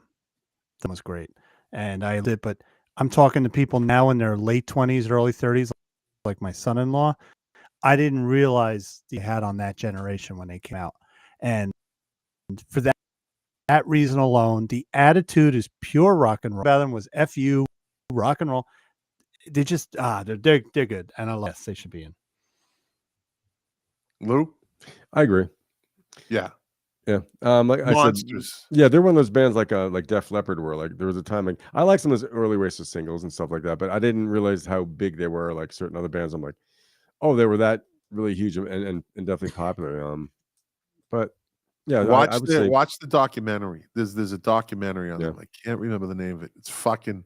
At one point, Noel Gallagher's like they were going to do a fucking concert, just them, and he went out and he was kind of doing the logistics, and found the biggest fucking area he could find, and it was like he's going, this is ours, and they fucking filled it.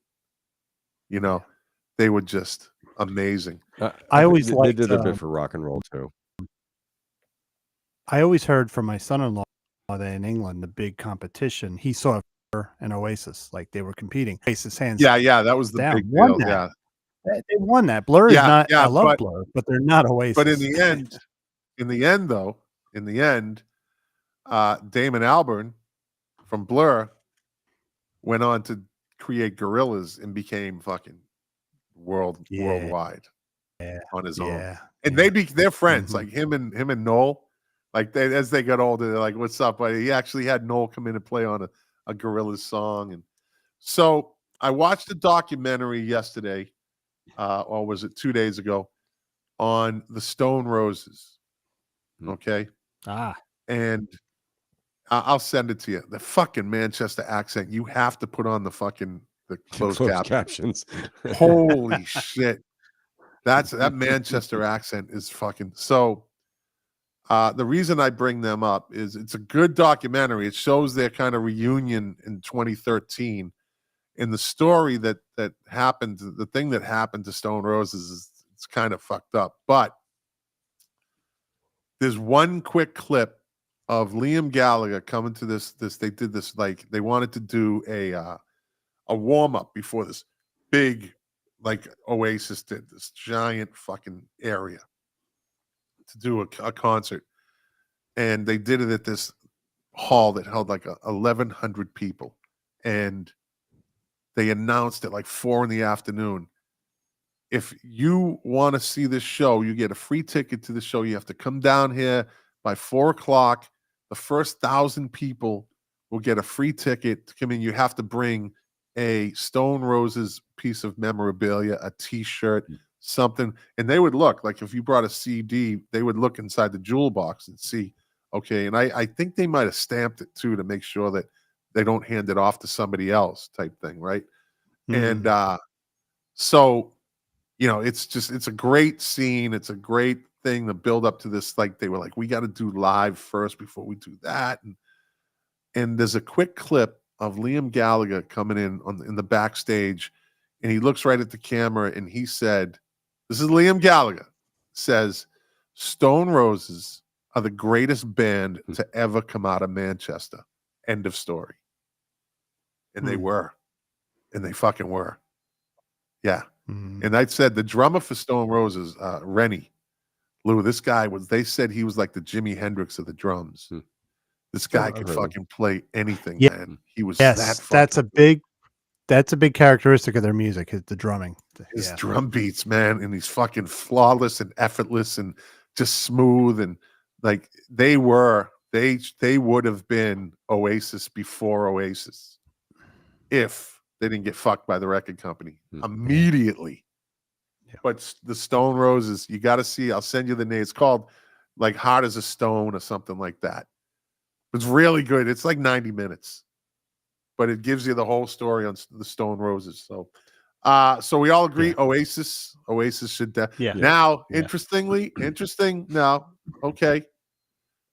So if they get in, right? Made of Stone, that's what it's called. Made of Stone. Do they all show up? Ha. Mm, Good. No. I think That's going to Liam, be interesting. That's going to be worth if just anyone watching. Is there a reunion? if anyone doesn't Yeah. show up, it's going to be Liam because Liam has said repeatedly, "Fuck the Rock and Roll Hall of Fame," but Yeah. no after on the Rock and Roll Hall of Fame. So And if Liam's anyone blowing doesn't up, show up, man. I think it'll be Liam. Yeah. Liam is fucking killing it. This is why I say Not in America though. Everywhere else in the world, but not he doesn't care. so much in America. He doesn't care. Yeah. He's got Oasis money. He's got Oasis money. Yeah. You know what it is too? He's like Queen, right? Queen were put around the whole world except for they didn't care. They made a ton of money, you know. Oh, if he came to America, I think he'd have a fucking he'd have no problem. I think the Oasis fans from the 90s and 2000s would show up in droves to see him. Yeah. Probably. I think he would draw bigger than Noel Gallagher in the High Flying Birds. High Flying Birds Liam, would I be in mean, clubs. maybe this They'd be in is clubs. Yeah. yeah, they're not playing that, but I think Liam could do it. He just like again, he has Oasis money. Just stay in Europe and just fucking own it. You know? Fly less. You know what Yeah. you know what Oasis money is, right? Oasis money is fuck you money. Fuck you money, exactly. Yeah. All right. Lou, Sinead O'Connor. Yes. Why? I think she was hugely important in her time. You know, I think also based upon that, her impact. I mean, she was not an unknown artist. She was not an underground artist at all. She hit the mainstream, you know, pretty fast. And I think her influence is far and wide too. I do. And I think she's underappreciated. Mark? Yes. First singer, but then she did Lay Your Hands on Me. She automatically went with an American sound.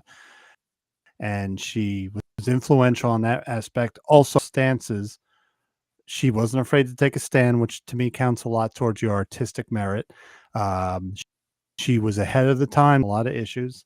Music was just damn good, really damn good, right from her first big, you know. But yes, and unfortunately, she died, which may get her in. I don't want to. It's a shame that she couldn't get in because of her merit, but dying may get her in. You know, rock and roll was about attitude. You know, it's more if it's changed after 60, 70 years, but she had fucking attitude, you know? Yeah. Yeah. And so did Oasis. I mean, you think about that. I mean, like I said, they did their bit for rock and roll. I think it's an unspoken category, you know, like attitude or just what rock and roll was supposed to be. It was, you know, rock and roll was a thumb in the eye, you know? Yeah. Yeah. So she definitely stuck a couple thumbs and a couple eyes, I think, but and a beautiful talent. Yeah. Yeah. Powerful voice. The Lion and the Cobra, perfect album. I'd put that right up there with the Pretenders debut album. Perfect fucking album. Start to finish. Then she came out with, you know, Nothing Compares to You. She made that song fucking iconic song. Iconic.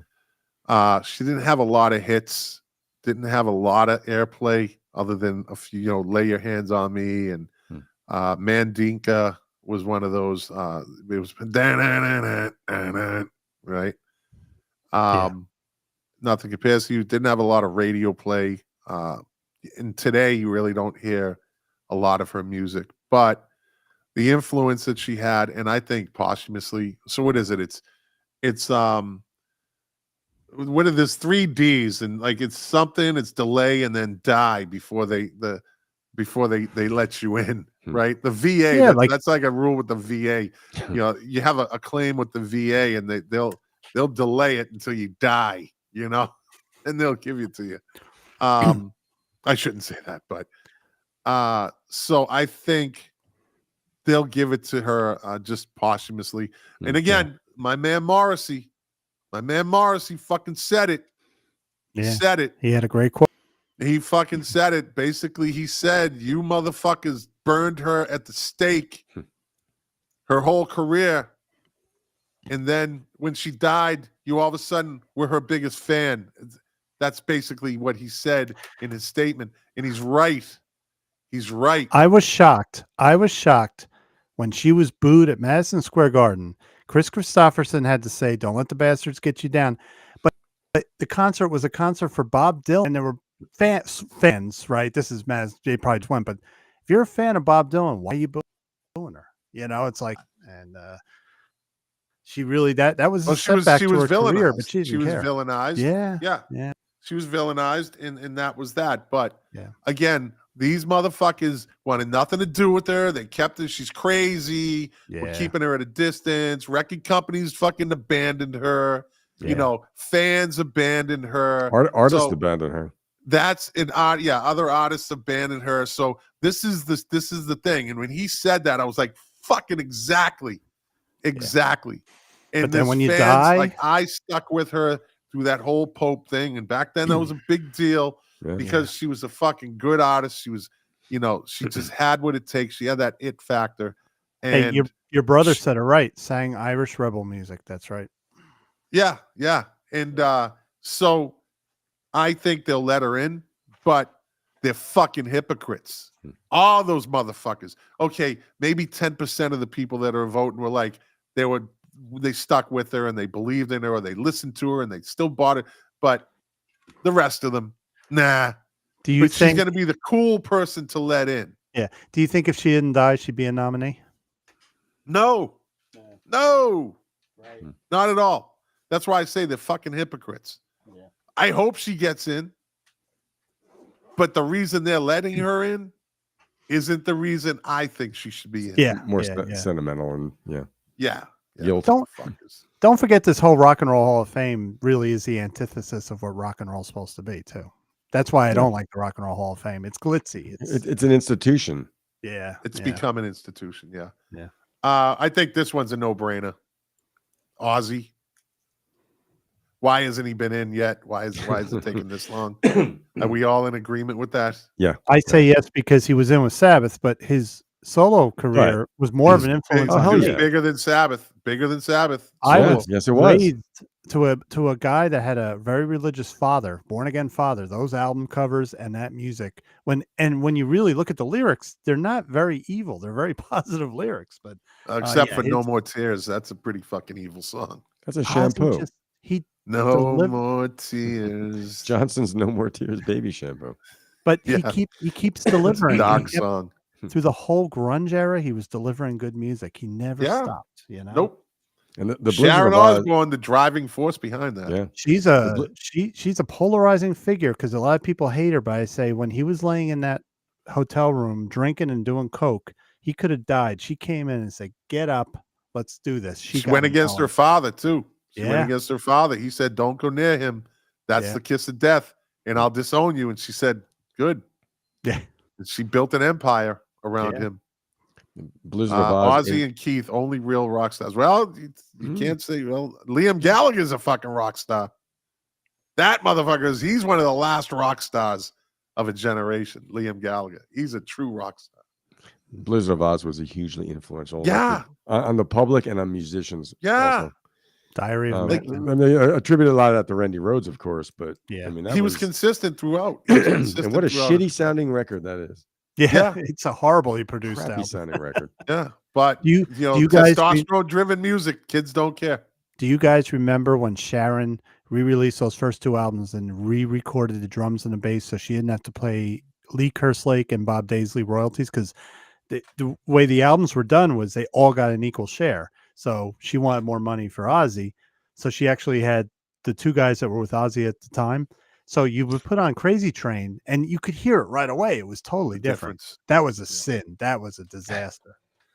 And Yeah. Lee Kerslake on his deathbed, all he wanted, he said, he was saying, I just want my gold record. He is, I'm not, don't want tons of money. I think 6 months before he died, they relented and they gave him his gold record because he was a big part of that first album. Yeah. Yeah. Good story. Yeah. Yeah. This next one I think is a no-brainer. If any of these women are going to be in the Rock and Roll Hall of Fame, Sade has to be in the Rock and Roll Hall of Fame. She fucking has to be. If Sheryl Crow is in, Sade needs to be in the Rock and Roll Hall of Fame. Mark? You know, I have a problem with Sade. I love her. She's lucky. She puts out an album every 10 years, tours, and makes millions of dollars. It's like I joke with Tom about this. She does kind of the same song over and over again. No. But and I'm gonna go back on. I said on our show. I said on Music Relish. I said no. I'm gonna say squeak in. Let her squeak in. I just don't see. She was popular. Go watch but some of her live. Go watch some of her I've live seen her live performances stuff. on YouTube. She doesn't. It's not. She is not recycling anything. That Your girl. brother just said it right. Sade for a record deal. She made the best record deal. She was so smart doing that. She was brilliant. Yep. Yeah. Yep. She was brilliant. Okay, I go with yes. Lou? Based upon what I know of her music, I know 2 hit songs. I'm going to say no. All right. I'm not saying she's not great, but I don't know. I've not heard much about her. I don't think she's been in the subconscious of a whole lot of music, more of a niche artist. Great voice, great presence, but based upon what I know, I say no. All right. I mean, can't argue with you. Yeah. Niche artist. I don't know about that. I mean, as far as she might tour worldwide. I think it's a fan thing. Right. You know, but like I said, I'm not fully comprehensive on her music as a whole either. So that's why I said what I said. And she's definitely still to this day not fucking hard to look at. Mm-hmm. Yeah. She's that woman is aging gracefully. Yeah. She's still fucking rocking. Yeah. Living a good life. Yeah. And you know what? She took that high forehead look to like another level. Because she does. Her hairline is kind of set back, right? Yeah. And she just owned that. But she's so total class. fucking Total beautiful. Class. Yeah. So beautiful. From like that doesn't even. That's almost. So there's like Lauren Hutton always said, "There's no reason for me to be beautiful. My eyes are off center. I get a gap in my teeth. My nose is like Lauren Hutton." But if you looked at her, but it works. Mm-hmm. It just worked. Yeah. You know. Yeah. And Perry Denham says she's big in Belgium. So Citizen Dick. Yeah. Okay. Last but not least. Good one, Lou. Citizen Dick. Last but not least, A Tribe Called Quest. Mark? For the same reason that Eric B. and Rakim, I think they were original. They were a different sound of hip hop. So I say yes. And the reason I say it is one of these two are going to get in. So I put yes. You know, if Eric B didn't get in, I'd be, it sucks. But if A Tribe Called Quest got in, I'd be okay. That's good. So yes for me. Tribe Called Quest, groundbreakers, absolute groundbreakers.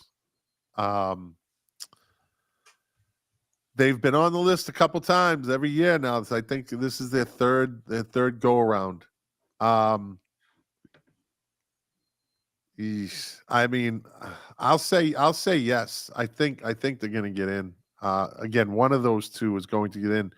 It would probably be A Tribe Called Quest before it would be Eric B and Rakim. You think? Because this is their third go around at this. Yeah, good point. So I think,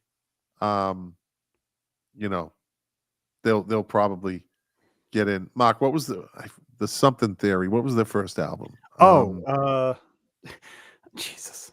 We produced it at CPI in Hillsdale. We did the cassettes. Yeah, the Something Theory. Can't remember. Fucking groundbreaking hip hop album. Yes. No, they definitely came from a whole different angle. And Q-Tip has that, like Rakim, they got unique styles, unique voices. So The I'd low say end, low end theory. the Low End Theory. Yeah, that's a groundbreaking album. Yeah. So I'll say because of this is their third go around that they'll get in. I think this year is going to be a real fucking cornucopia of music getting in. Yeah. And so with that, I'll say yeah. Lou, I have heard some of this stuff, and I think it's pretty cool. smooth. Yeah, it is. But so based upon that, I'll throw it to you guys to say you can vote for me because I don't know company, but I have heard several things that I thought was pretty cool. As far as their overall impact, I'm inclined to think they're going to get in. My instinct tells me they're going to get in. Yeah. Lou, I would say Excuse me. that we would say yes for you only because the stuff you liked it justifies why they should get in. Yeah. Because you're not generally the biggest hip hop No, fan, no. but when you I'm say you not like a an artist, detractor, because- but I'm saying it's just no, but some. the thing is, Yeah. they were good at what they did. Yeah, They're yeah. good Yeah. at what they do. Yeah. Songs like Bonita Applebum, you gotta put me on. Bonita Applebum, Bonita. Or I left my wallet in El Segundo. I gotta get it. Gots to get it. I left my wallet in El Segundo. It's just smooth. It was totally different from what everybody else was doing. Well, that's So, probably why yeah. it caught my ear, at least to me Yeah, anyway. very different, yeah. very unique style. So, based upon your recommendation, I said something tells me. I said if you just asked me if I thought they would get in, But so yeah, I'll say yes based upon that. All right. So that's it. That's what we got. We'll find out on what? When will they do the ceremony? Doesn't say. Can I just add something? No. Yeah. This is kind of, that a lot of times the first time around they don't get in. So 10 of the 15 nominees are on the ballot for the first time. Yeah. Mariah Carey, Cher, Foreigner, Peter Frampton, Kool and the Gang, Lenny Kravitz, Oasis, Sinead O'Connor, Ozzy Osbourne, and Sade. Eric all first Sade. time. Sade. Sade, sorry. Eric B. and Rakim So- also. No, they didn't list them as being first time. I'm on the Rock and Roll Hall of Fame Oh wow. Okay. website. All right. So they must have been. Yeah. I didn't I do know think that. I think Mariah Carey's going to get in. She'll get in. She's Yeah. got to get in. She's Yeah. a fucking megastar. Yeah. She's a megastar. Miss All right. Christmas. She's like the female Andy Williams now. Yeah. Mm. All right, we're coming up on the 2-hour mark. Do we want to do sci-fi? You want to do some sci-fi movies? Or do we maybe just next want week. to? Well, you know what? I got the you make the call. We can maybe do the movies next You week. make Sure, the call. You sure. make the call. I love Yeah. It was hard to pick three 3 what? sci-fi movies. It was hard to pick. Well, I mean, this is going to be so next week. We'll pick it up with the sci-fi movies. We'll decide, what we want to do. You know what I want to do next week? Let's do albums that turn 40 this year. 40. Okay. Albums that turn 40 this year. Whoa. So, and then we'll do the sci-fi movies, and then we'll just kind of take it from there. But it's time for, let me pull this up over here.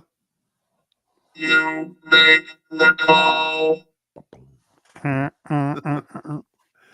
All right, you make the call. Movie edition. So Yeah, we're right. we're kind of crossing over into movies. All right, Mark. Yeah. You make the call. Apocalypse Now or Platoon? Oh, fuck you. It's a cultural icon. I'm going to go with Apocalypse Now, even though it's not the most authentic. Can never stop watching it. All right, Lou. Apocalypse Now. No question. I got to go with Apocalypse Now. Just so many great fucking scenes in that Yes, there movie. is. Absolutely. It's heavy. From It's a the heavy Robert Duvall to the fucking I watched the snail walk along a razor blade. In the Susie Q. I just love that. I love and that for scene. Frederick Forrest alone, Yeah. the chef. Yeah. I'm not fucking Don't get leaving out of the I'm fucking fucking boat. going to get some fucking mangoes. I get attacked by a fucking tiger. I'm not leaving the fucking. Which Bye-bye, ended up tiger. costing him. The cast alone. I mean, Robert Duvall, Yeah. Martin Sheen, Oh, I mean, you just go down Brando, the Harrison line, yeah. Ford in a cameo. Yeah. And the Lawrence story Fishburne. behind making it. The Yeah, story whole behind. You ever story see the behind it. documentary on how they Yeah. made it? Yeah. There's that scene where the Coppola's on the phone, ready to have a nervous breakdown because Brando's like, he's saying, "I gave you $1 million. You're not going to come. He's not coming." Like he just drove him Yeah. insane. Yeah. All right, you make the call, Lou. 80s Robert De Niro movies version. I believe one of them, both in the 80s. Maybe not. Well, Robert De Niro movie versions. Okay. You make the call. Raging Bull or Taxi Driver? Ooh. Oh, Taxi was 70s. All right. Yeah, they're both 7. Raging Bull was in the 80s because it got voted one of the greatest. It was a movie of 1980, Best Picture 1980. But even still, that's a hard call. That's a real hard call. But I'm going with Taxi Driver because there's just so much shit in there. That was so shocking and so that was groundbreaking. That was some wild stuff. Raging Bull is a classic Hollywood cinema. Amazing movie. I mean, but I think I like the street level Scorsese too, kind of thing, the Goodfellas. So I'll lean toward. I think Raging Bull is maybe technically a better movie, better picture. I'm leaning toward Taxi Driver just because it's like more iconic to me. Mark, yeah. Calls you a I'm little going piece. with Anyway, he called you a little piece of chicken.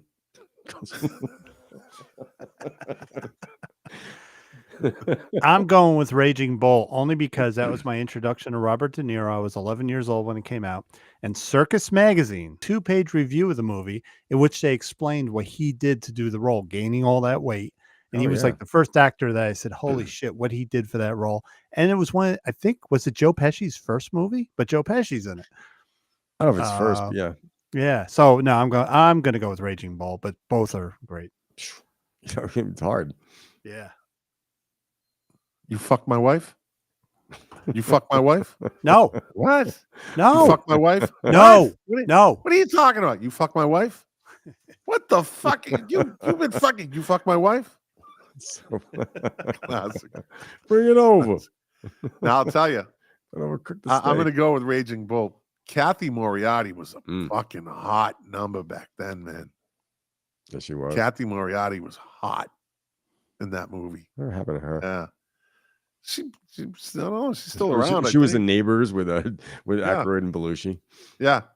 Yeah. I got to go with Raging Bull. Taxi Driver is a very intense. Visceral. But so is Raging Bull. Mm-hmm.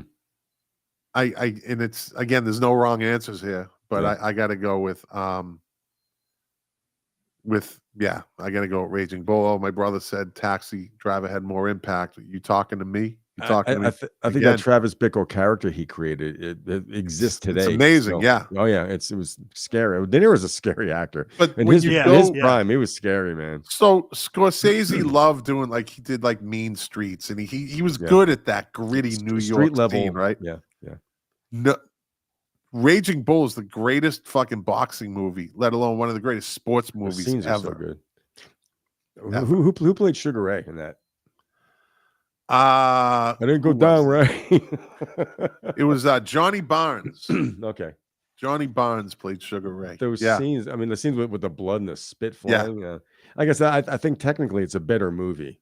Well, yeah, I mean, it's an epic it's movie. Classic Hollywood cinema. Yeah, but I do like that level of Taxi Driver that was just more. Sure. It was almost film noir in its own way. You know what? It's like I said, there's no wrong answer. I mean, it's just no wrong incredible answer. Scorsese has that street level, you go Godfather or Goodfellas. It's hard to say because Godfather's more poetic and operatic. Goodfellas is just You know why he had it? Because he's a music fan. Yes, and he made movies to the music in his head. Yeah. Now, the late great Robbie Robertson did the music to Raging Bull too. Yeah. So, all right, next one, sci-fi. This is sci-fi. Okay. The Charlton Heston edition. So, Mark, you make the call. Okay. Charlton Heston edition. Planet of the Apes or Omega Man? Oh, that to me, that's not even Planet of the Apes. Don't downplay Omega Man. He was the entire movie. but Planet of the Apes, what an original story. Classic. And I yeah. still remember the first time I saw it, the 4:30 movie on Channel 7. Remember those, Lou? Came home from Oh, yeah. school and at 4:30 yeah. they have a movie. And I watched it to the end and I see Statue of Liberty. And I'm like, holy shit, they're One of on the greatest Earth. plot twists in the history of Yeah. movies. Yeah. Big Head Todd, the Wet Sprocket said, good night, gentlemen. He'll be Night, he'll Todd. finish. Yeah. Hope you're Good. entertained, Yeah. Tom. The best part of that is good. Oh, Best part is those 3 words. Good night, gentlemen. Good. That's what I say. Lou, Planet of the Apes or Omega Man? Like you said, don't downplay Omega Man. I'm such a Planet of the Apes fan. I'm just I'm such a freak for it. You know, even forgiving the fact that the first time Charlton Heston hears him speak English, he didn't make the connection that he was back on Earth. He was. When Charlton Heston crashes on a planet where apes are speaking English, it's like movies ask you to suspend your belief at points, and that's one thing they had to do that. There's no way. Otherwise, the apes would be speaking a foreign language or ape language, and so the movie wouldn't work. But that's the license. You have to take that aside. But the Omega Man stuff, all those movies, Omega Man. What was the other one he did? In that same Soylent Green. Soylent These Green. movies are very pertinent, socially very pertinent. So is Yes. Planet of the Apes. It was it was a societal thing. But Yeah. just the fact that as a kid, I just loved those movies, even the shitty ones.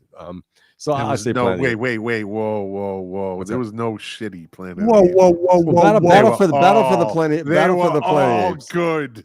They were, but I mean, Battle for the Planet Apes could have been a TV Some were movie. put together faster than others, but you still went to see them. You still fucking enjoyed them. Oh yeah, And you didn't realize until you were older. That's the thing now. yeah. You didn't realize till you're older how kind of cheaply quick they were put together Oh to yeah. capitalize on the Planet of the Apes thing. Mhm. It was fucking great Saturday morning cartoon. Yeah, I remember Yes. that Planet of one. the Apes with the Yeah. fucking pretty intense opening. Like go Yeah. on YouTube and see Oh yeah. Planet of the Apes cartoon and watch the opening sequence Mhm. of that. That was a pretty intense fucking cartoon. Yeah. So And I got to say, the latest reboots are fantastic. I love them. yeah, they did a Yeah. good job at those. Yeah. They did I- the CGI has to be fucking top notch with that. Oh yeah, it is. So- And the stories are good too. Yeah. The 2001 remake, the Tim Burton one. I was disappointed in the Now, that outcome. was sucked.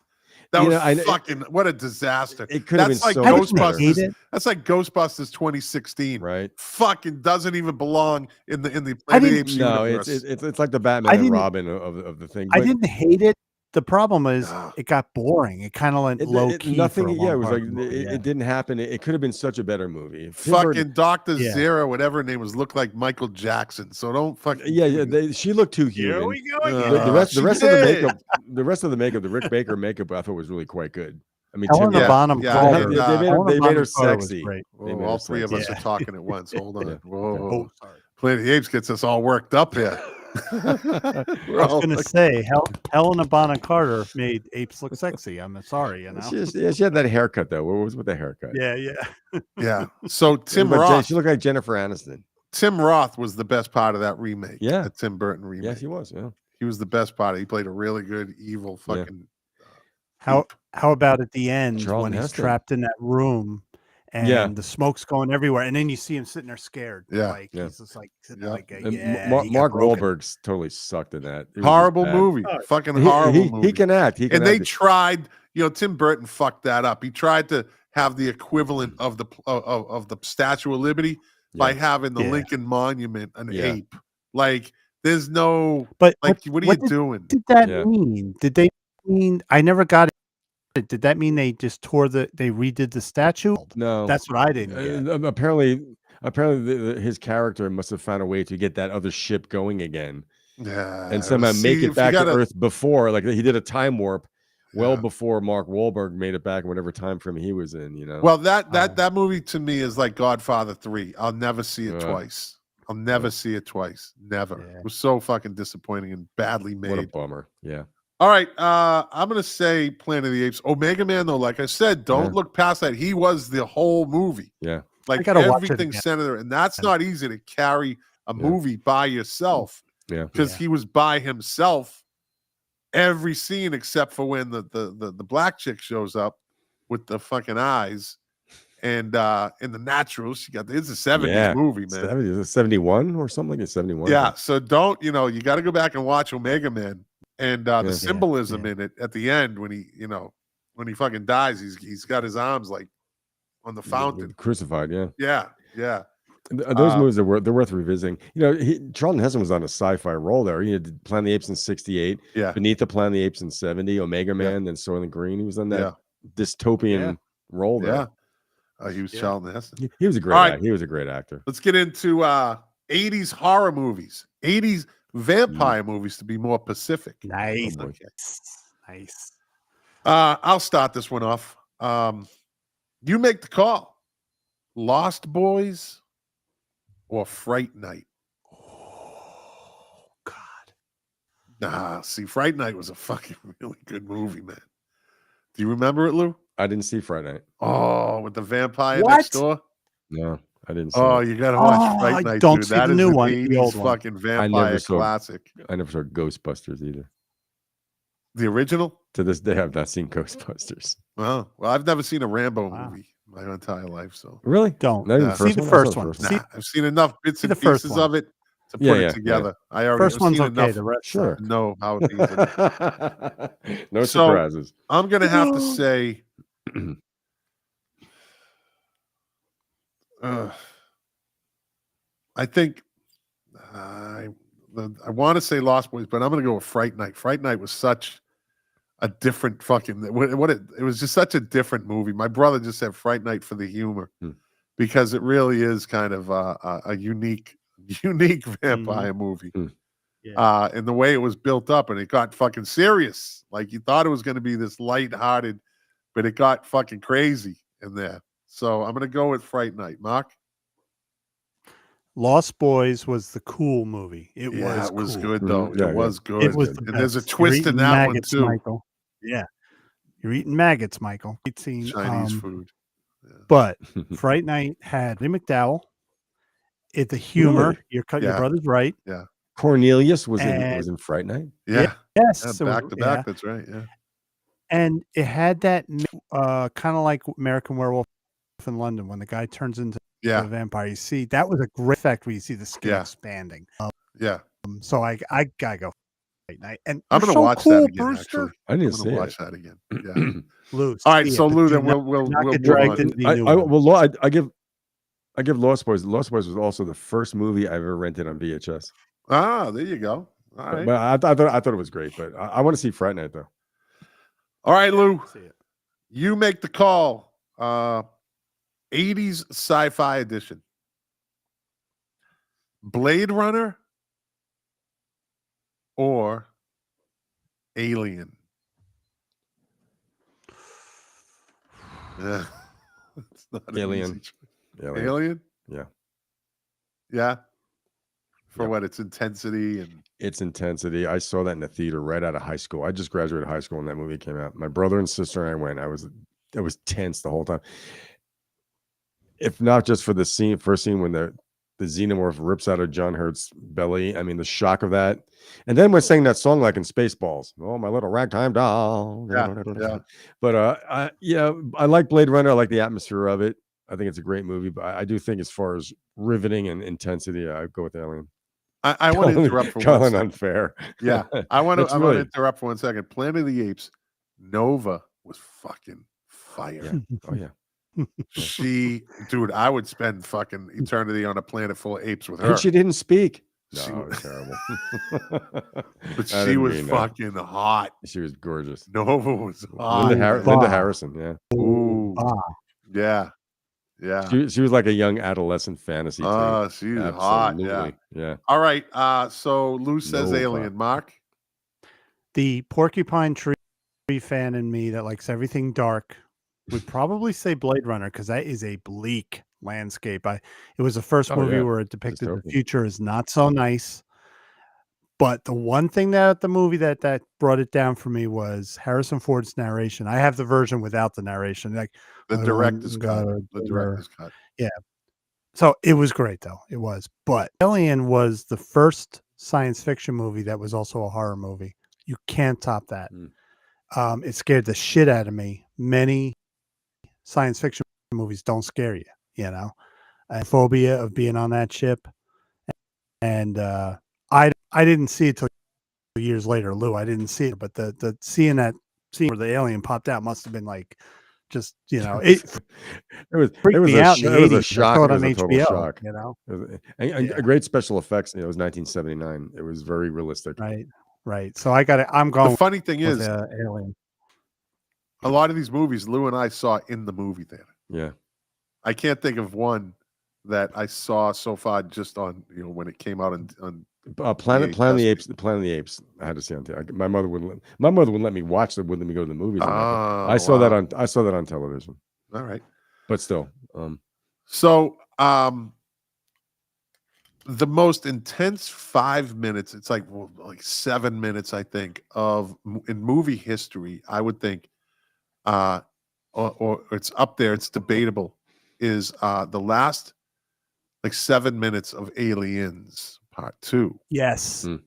Yes. Right. The fucking intense as it gets. Right. Alien, great movie, but Blade Runner was just the way it was filmed. It was just so fucking, the cinematography in it, the way the story stayed consistent. It was plotting. It's very plotting, and there was twists along the way, and it was so consistent and unique in its own realm of movies, I think. Yeah. In both versions, the one with the narration and without the narration, you could feel the different. It's a different feel. But they're both great. I got to go with Blade Runner. I just think it was so ahead of its time in the way it was done. Like my brother just said, movies that are quotable make the cut, right? So I have to go. With Blade Runner. Alien, like you said, Mark, great horror movie, great sci-fi horror movie combination. But pure sci-fi, that's a junkies movie, a sci-fi junkies movie. To me, is Blade Runner. Does Harrison Ford ever find out whether he's a replicant or not? Because that's his question at the end. Well, wasn't there this fucking remake? I didn't see this. I didn't see the sequel. I was just going to tell you, I loved it. I fucking loved it. The 2024. The second one, the remake, or the I thought it was okay. I thought it was okay. Yeah, like I didn't think Ryan Gosling would be good in it, but he was a lot better than I thought. So yeah. So he's not a replicant. I don't think he was. No. It's a good question. I can't really, but I don't remember it being like, oh shit, they leaned you in that direction. But, all right, Lou. Yeah. Are you a replicant or a replicant? What movie is that from? Spaceballs? I don't know.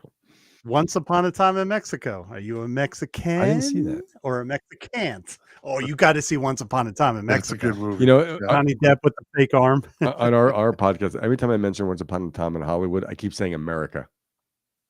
Totally different movie. Yeah, great movie. Another good movie. Yeah. Do you know that Once Upon a Time in Hollywood, the main character of Leonardo DiCaprio, I was telling my brothers the other day, Leonardo DiCaprio and his stuntman was based on Kurt Russell and his stuntman? Yeah, well, I heard there's other composites too, but that was definitely one. Yeah. That was, I think that, and there's so I was again telling my brothers the other day, Quentin Tarantino has this thing about don't go off script, don't ad lib, trust the script, trust it.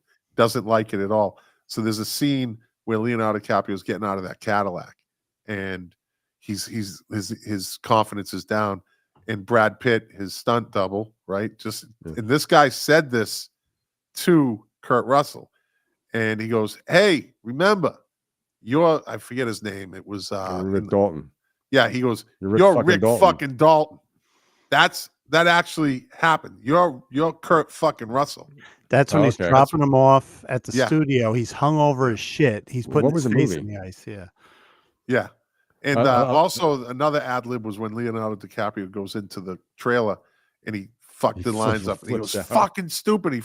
That was all ad lib. And he starts the stutter. That's when you first realize, I think, there's a stutter thing going on. You hear him stammering though when he meets the movie producer. He does stammer. Yeah.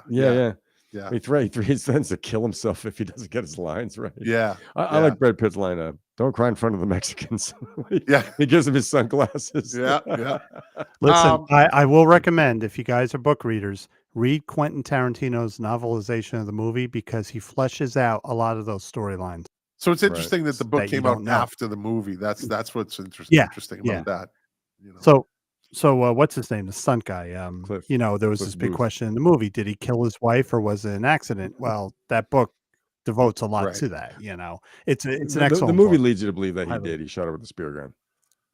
Yeah. Only Christopher Walken knows if Natalie Wood was murdered or not. Yeah. Well, you know, she Only mentions my Christopher sister Walken. Natalie in that scene. My sister Yeah. Natalie was right. You're a loser. He's a loser. Yeah. All right, moving on. Did we get to it? Blade Runner Alien? We all Yeah. all right. Yeah. This one's interesting. I think I know the answer to it though. 80s famous we'll say Brat Packers type movie. The Outsiders, Mark, I'll start with you. The Outsiders or Breakfast Club? Oh, Lou knows what I'm going to Breakfast say. Club. Hands down, kinda Breakfast thought Club. this I know was every line yeah. in that fucking movie. You know, Claire. I got to throw in the softball Yeah, on that's these good. every once in a while. Peanut butter and jelly with the crust Yeah. cut off. Lou, Outsiders. there you go. Yeah, Pony it Boy. was a good movie.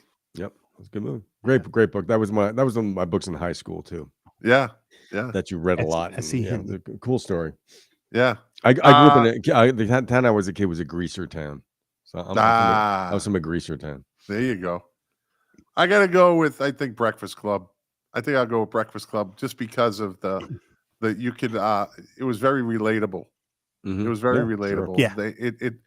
They had every stereotypical high school kid. It was brilliant, brilliantly done by what's his name? John Hughes. Right? John Hughes. Yeah. He picked He- all the right when I fucking saw that- actors for the right parts. Although Absolutely. originally what's her name? Molly Ringwald was supposed to be the Ali Ali Sheedy's Sheedy's character. character? And she's like, no, I'm more like Claire. So they Wow. kind of had to work that out. And so Ali Sheedy was like, that worked out great because I'm exactly like that. That's what she Now, said. you She know goes, what's "I was funny? exactly like that girl. not So acting. she goes, I didn't really have to act, but she did have a lot of emotions about it too during the filming. Yeah. But yeah. When that movie came out a year after I graduated high school, and I looked at it and I went, "Holy shit! It is Pascack Valley High School in Hillsdale, New Jersey." And the two people I would have hung out with, I actually got along with, like Anthony Michael Hall's character, the geek. I actually hung out with them in school, and Ali Sheedy's character, Bender. Everyone called me Bender. I would never hang out with that guy. He was, you know. Right. The burnouts beat me up, even though I had long hair because I didn't do Right. drugs. Yeah, I drank. I could blend with all. I just had that ability to just I could blend believe with that. all of them. I didn't really have a particular style or group or something to hang. I was very good at mixing and matching. All right, here we go. 80s kind of crazy adventure movie time. Lou, you make the call. E.T. or Goonies? I have never seen E.T. Well, No. I did. I eventually saw it. I saw it so late. Goonies. What do I remember from the Goonies? Not much. This is a lame call. I'm going E.T. Even though I didn't really care about it. I saw the Goonies years later. I just don't remember anything. I remember some weird scene in a basement with water. Am I wrong? Oh God! I mean, Yeah. Mark? Oh, no contest. Goonies was fun. It was just one of those. I think Spielberg did that movie. did he? Did A both lot of of them. fun. They go out. They go into a basement. Then they go into a cave. I love that whole thing. And the guy singing the opera. Oh, somebody, and then when I visited, my sister lived in Oregon. It's Oregon, not Oregon. And she took me to the beach and she said, "Look out there. What do you see?" And you see those big rocks in the ocean that are in the movie. We went to the town where they filmed those scenes. that's just for me more into E.T. was great in a classic sense, but Goonies was just good fun. And Josh Brolin as a teenager in Yeah. that movie. Oh, well, okay. Yeah. I gotta go with E.T. I just think E.T. was it was a fucking epic. Nothing like it had ever been made before. It was just had that unique style that it was the okay, so you had Close Encounters of the Third Kind, right? hmm And that you saw the aliens at the end, and it was kind of, a thing, but see it from a kid's perspective and just the whole ET's dying, and it kind of had you on that roller coaster. It's a Spielberg movie. It was Spielberg at his best. He was in his prime. Let's put it that way. He was in his prime. You know what I liked about that movie? That was one of his movies where it took place in Lou. You would know, like subdivisions, right? Rush. It took place in a Yeah. new Yeah. community. Everyone Right. had those new Yes. houses. It was kind of like that movie, The Gate, that horror movie where they're all in Dawn this of the new Dead. community. Yeah. Whereas Goonies was in an old town. Mhm. Yeah. So All right. yeah. Let's go with heavy movie here. Both of them. Lou, you make the call. Schindler's List or Shawshank Redemption? I didn't see Schindler's List. What the fuck, Lou? I know. What? Oh I'm not my doing movies God. anymore. Lou just doesn't I'm watch I'm fucking good we I'm go movies. kind of hit and again. miss. Yeah, Jesus, that was a Well, fucking epic. I know. All right. Well, Mark. I love Shawshank Doesn't Redemption, matter. but It Doesn't doesn't matter. No, I know. No. Okay, by proxy, or just by fucking default, he has to say Shawshank Redemption by default. Because I saw it. Yeah, that's what I mean. Mark? I got to go with Schindler's List and Epic. The interplay between the two characters, the two main guys. I'm losing my mind. I got the Schmitties. Ben Kingsley and Jesus. Who was Schindler? Who played Oscar Schindler? What was Ray his name? Fiennes? No. No. I will get you. I will find you. What was his name? Liam Neeson. The interplay between them, the story, knowing the backstory, knowing that this happened, and the black and white. The image. It started in color, then it went back and it was in black and white, and it didn't overplay the horrors. Like it just did everything the right way. It does. I can't watch it a lot because it puts such a mood on me. But yeah, definitely Schindler's List, one of the best movies ever made in the history of movies. Lou, watch it. Great movie. I think. Where is it on the You can find it on director's Amazon list Prime. of top 100? No, I mean as far as rating, it's definitely in the top 100 probably, movies. Yeah, probably. Yeah, yeah. I think I've seen it. I think it won every Academy Award that year. Yeah. Yeah. But I have to say, entertainment value, going to the movies, Shawshank Redemption was just a great fucking story. Just a great story. Mm-hmm. Schindler's List was historical, but Shawshank Redemption was a great story. Stephen King story. Yeah. I just think entertainment value, and it's a big fucking movie. It's definitely on a lot of people's top 50. Well, that's got legs, yeah. What was his name? Timothy Hutton, and no, Timothy, not Hutton. The guy with the big forehead. Tim Robbins, yeah, Tim Robbins, yeah. And the great Clark one. Duncan. What's that? Yeah, Michael Clark Duncan, but also what's his name? The black guy with the greatest voice. Yeah, Morgan Freeman. Morgan Freeman. There you go. I mean, in his the scene where they're on the roof and they've been in prison and they're working and they get a beer. Didn't that scene get you like they got a beer? Like you haven't had a beer. Or Tim Robbins decides, you know what? Fuck it. I'm just gonna lock myself in the warden's office and play music to the whole prison. Put his feet up on the. He knew he was fucked. Just said, I don't give a fuck. And played the fucking music. And everybody stops in the yard. Everybody faces the music. That was just a great fucking scene. Like, what the fuck is this? You know, these guys haven't heard music in some of them like decades. You know, In a strange way, his character in that kind of reminded me of the character in Mystic River, where you knew he was going to get right, fucked. He knew, right. yeah, and you knew his time was coming. And you wasn't know? it James Whitmore played the older guy that didn't want to leave prison? He Yeah. didn't know what he was going to do. Yeah. Interesting dilemma, because you know, you think of, well, you can think about his freedom, but he'd been there so long he was afraid to leave. Well, you become institutionalized. Well, he ended up killing himself too. Yeah, you become institutionalized. Yeah. You know nothing else. Yeah.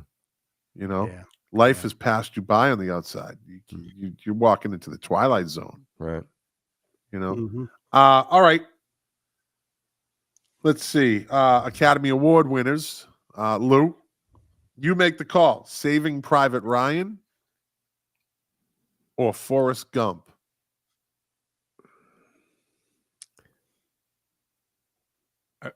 5 years ago, I would have said Forrest Gump, and I'm gonna say Saving Private Ryan. All right. It's a heavy movie. It's a classic Hollywood epic. You know, Yeah. Tom Hanks epic. Yeah, I do think the realism of it. I had some friends whose fathers were in the Battle of Bulge, and so the only thing not realistic was there wasn't that much blood in the water. Everything else was very real, and that's just horrible.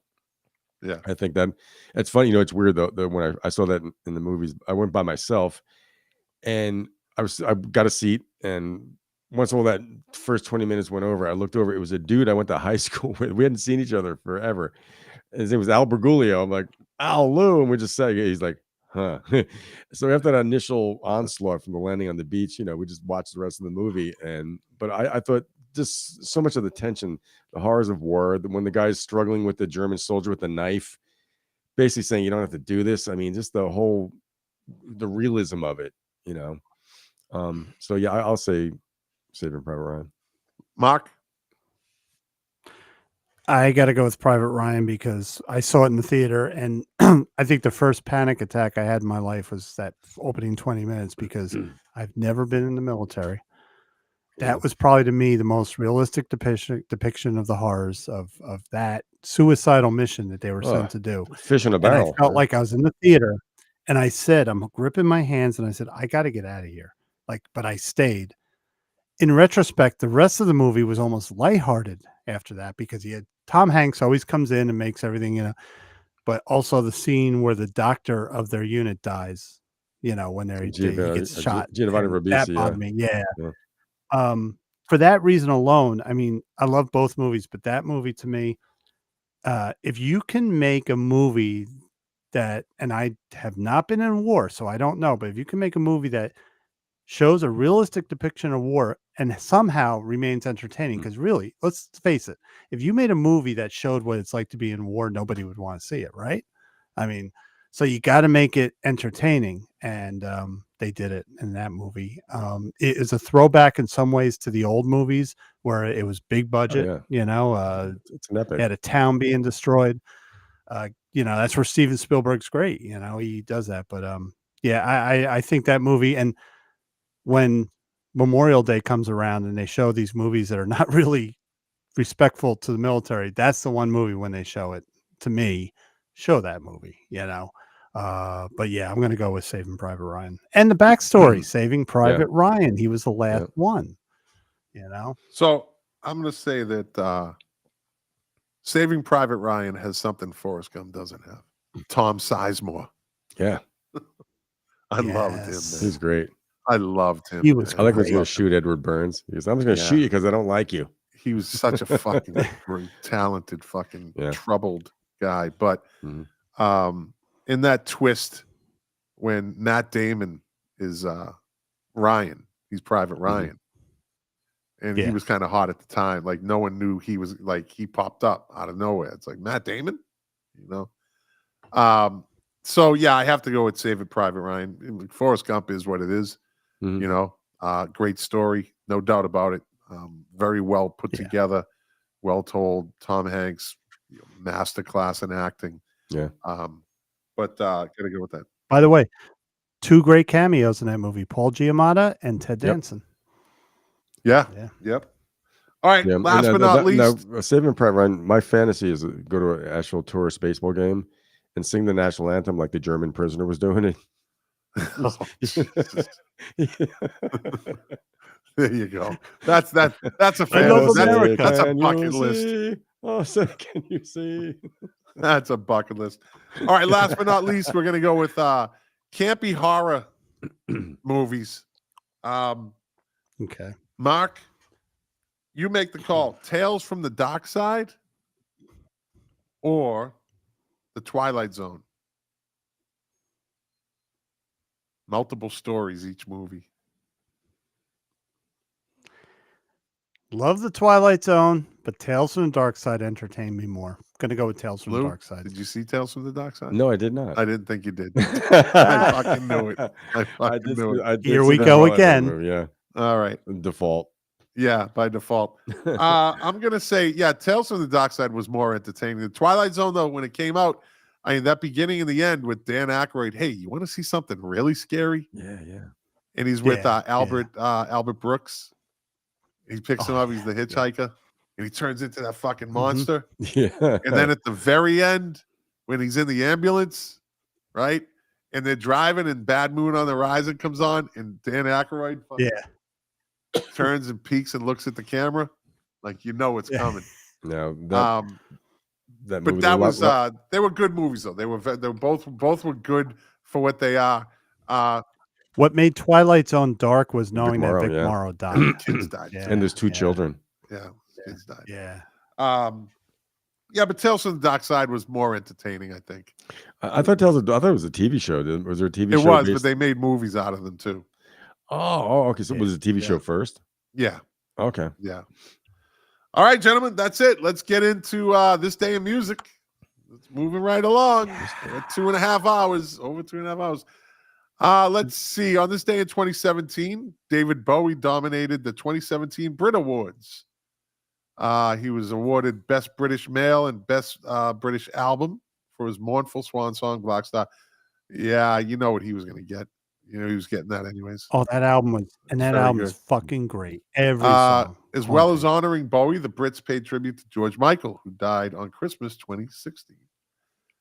Let me see.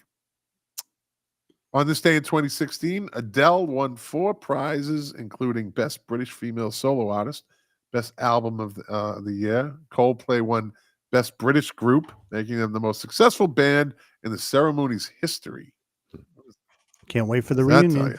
The show also featured an emotional tribute to David Bowie, led by Annie Lennox and his friend Gary Oldman.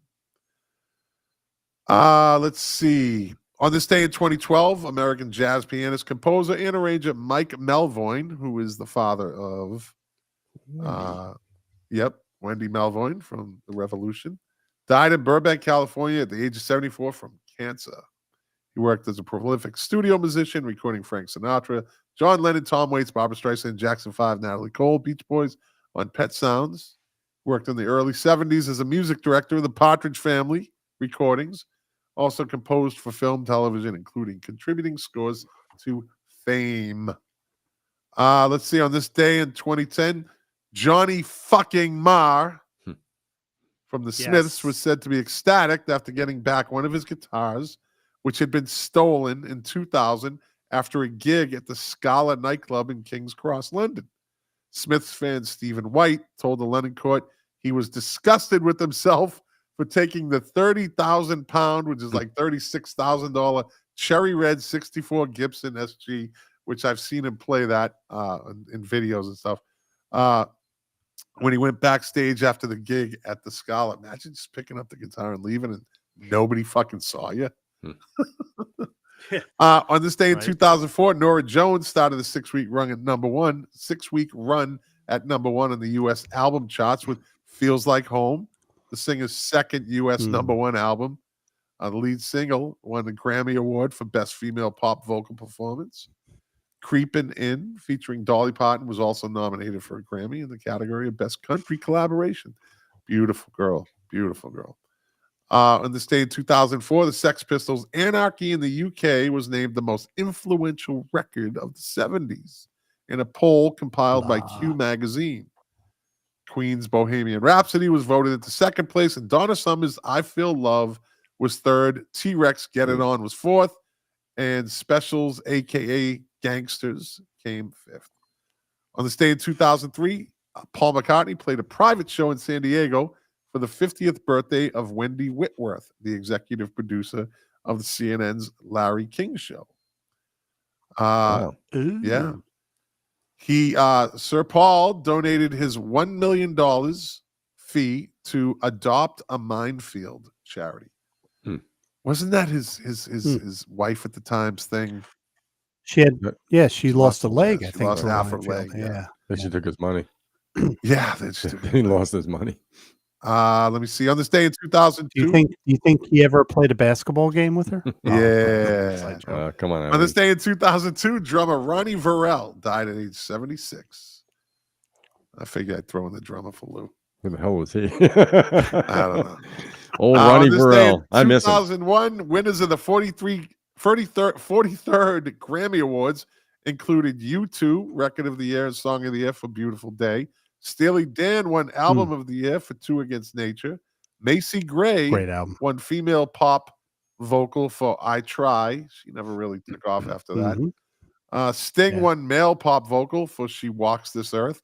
Eminem won Best Rap Album from the Marshall Mathers LP. And Johnny Cash won Best Male Country Performance for Solitary Man.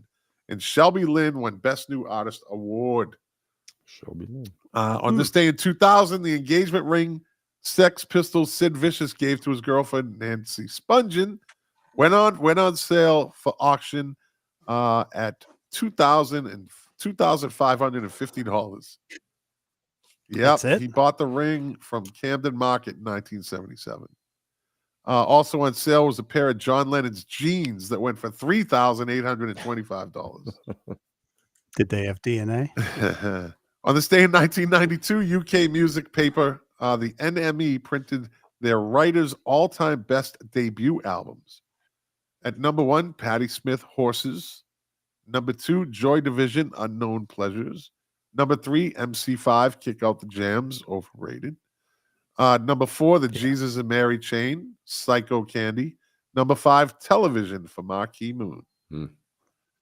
Put the Depeche Mode up there. On this day in 1992, Shakespeare's sister, who was actually one of the girls from Bananarama, who was married to Dave Stewart from Eurythmics, started an 8-week run at number 1 in the UK singles charts with Stay. The duo was made up of ex-Bananarama member Sibian Fahey and singer Marcella Detroit, who co-wrote Lay Down Sally with Eric Clapton. Oh, wow. One of the longest running UK number ones in chart history and the longest by an all-female act. On this day in 1989, a category for heavy metal was included in Grammy Awards for the first time. Metallica performed on stage. You know where this is going. But the award went to Jethro Tull. I'm not even going to fucking go beyond that. On this day in 1987, Andy Warhol, pop artist and producer, died after a gallbladder operation. Founder of the pop art movement, produced and managed the Velvet Underground, designed the 1967 Velvet Underground and Nico Peeled Banana album cover, which is very hard to find intact, worth a lot of money. And the Rolling Stones classic Sticky Fingers album cover. On this day in 1986, MTV dedicated a full 22-hour broadcast. I've done this before. After 136 episodes, you're going to run into the same days. It's kind of strange. Dedicated its full 22-hour broadcast to the Monkees, showing all 45 episodes of the original Monkees TV series. On this day in 1981, one-hit wonder Joe Dolce was at number 1 in the UK singles charts with Shut Up in Your Face. Yes. What's the matter, you? Oh, right? God. Is that the one? Shut up in your face? Yeah, it's a nicer place, Scott. Let me see. Every Shut Up block Your Face. party on Long Island. Famously keeping the legendary Ultravox song Vienna off the UK number 1 slot. Shut Up Your Face was number 1 in 11 countries with over 35 different foreign language versions. It's selling 4 million copies. He must have fucking made his life off of that. God. Jesus. I almost find it offensive. It's fucking, isn't that crazy? I don't even care about that shit. I'm almost offended by that song. Jesus. And he did appearances probably at restaurants. Hey, guess who's gonna be at our God, restaurant? Hey. every mob wedding up and down the East And he Coast. just sang the same song 10 times in a row. Like, you know. On this day in 1978, the Police appeared at Wrigley's chewing gum commercial. We appeared in a Wrigley's chewing gum commercial for the US TV. The band dyed their hair blonde for the appearance. I remember that. On this day in 1977, the Eagles released Hotel California. Yeah, Great I album. don't think I need to go into detail about that one. Yep. On this day in 1976, Florence Ballard of the Supremes died of cardiac arrest at age 32. Wow. Damn. She sang on 16 of the 40 singles with the group. On this day in 1975, Scottish group The Average White Band went to number 1 in the U.S. singles charts with Pick Up the Pieces. On this day in 1975, Steve Harley and Cockney Rebel had their, who cares? On this day in 1970, David Bowie appearing at the Roundhouse Spring Festival in Camden, London. It was David Bowie and The Hype, their first live performance of the new band, along with Batch Dunkel, blah, blah, blah, blah. On this day in 1967, Pink Floyd continued working on their debut album, The Piper at the Gates of Dawn, at Abbey Road Studio. Who cares? On this day, the album that nobody buys by Pink Floyd. On this day in 1962, Elvis Presley was at number 1 in the UK singles charts with Rockahula Baby, Can't Help Falling in Love. Born on this day, let's see. Scott Phillips, drummer with Creed. James Blunt. Let me see. Don't care about that. John Sparks, bassist from Dr. Feelgood. Genesis O'Partridge, singer-songwriter poet. Nope. Luis Lopez, Mike Green, Bobby Hendricks from the Drifters. Ernie K. Doe. I don't know who that is. Mother-in-law. Mother-in-law. There you go, mother-in-law. That's right.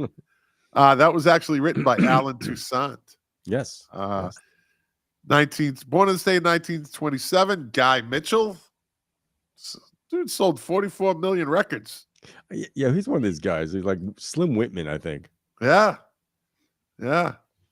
And finally, born on this day in 1923, Hurricane Smith. English musician, record producer, and engineer Norman Smith. He produced the first three. No, not the first. He engineered all the Beatles EMI studio records. Yeah, and the first, second, and fourth Pink Floyd record. Up to the end of 65, and produced 3 Pink Floyd albums, including the first, The Piper at the Gates, the one that nobody buys. He later had successful recording career as Hurricane Smith, achieving a transatlantic hit single, "Oh Babe." You know that song? Probably. I know, baby, I know, I could be so in love with you. There Like an you go. English dancehall hit, yeah. Yep. All right, gentlemen, 2 hours, 47 minutes. Good Lord. We did it. We're gonna take a break, and we're gonna be back to do our Dark Star Jam. We're still going to after talk this about one. sci-fi movies. So we'll be right back, folks. Yeah, it's gonna be next week, man. Sci-fi Next movies. week, sci-fi. Gentlemen, as usual, thank you very much. Thank you for your time. Thank you for your knowledge, but most of all, thank you for your friendship. It's truly appreciated. Everybody, thanks for watching. Thanks for listening. If you liked it, share it. If you didn't like it, well, thanks for watching for 2 hours and 47 minutes or listening for 2 hours and 47 minutes. If you're watching on YouTube or you see this on YouTube, leave a comment. Let us know what's up. If you're listening to it on any of the podcast platforms, give us 5 stars. Give us a comment. Do something. I don't know. Patty Yossi, thank you for your contribution to the podcast. It made 45 Patty is Poker great. the best it's ever been. Not for me. Lou found his weakness. It's this box. The This new suck box. ass edition. Yeah. All right, everybody. We'll be back next week, next Thursday, 7 o'clock for the live stream. And you'll probably hear it on the podcast next Friday morning because I'm going to get to work on this as soon as we hang up. And that's it, gentlemen. I'll be talking to you this week, I'm sure. Okay. And next week. So we decided we're going to do albums that turn 40. Yeah. And this year. sci-fi. And sci-fi movies, yeah. And that's it, everybody. Thanks for watching. Thanks for listening.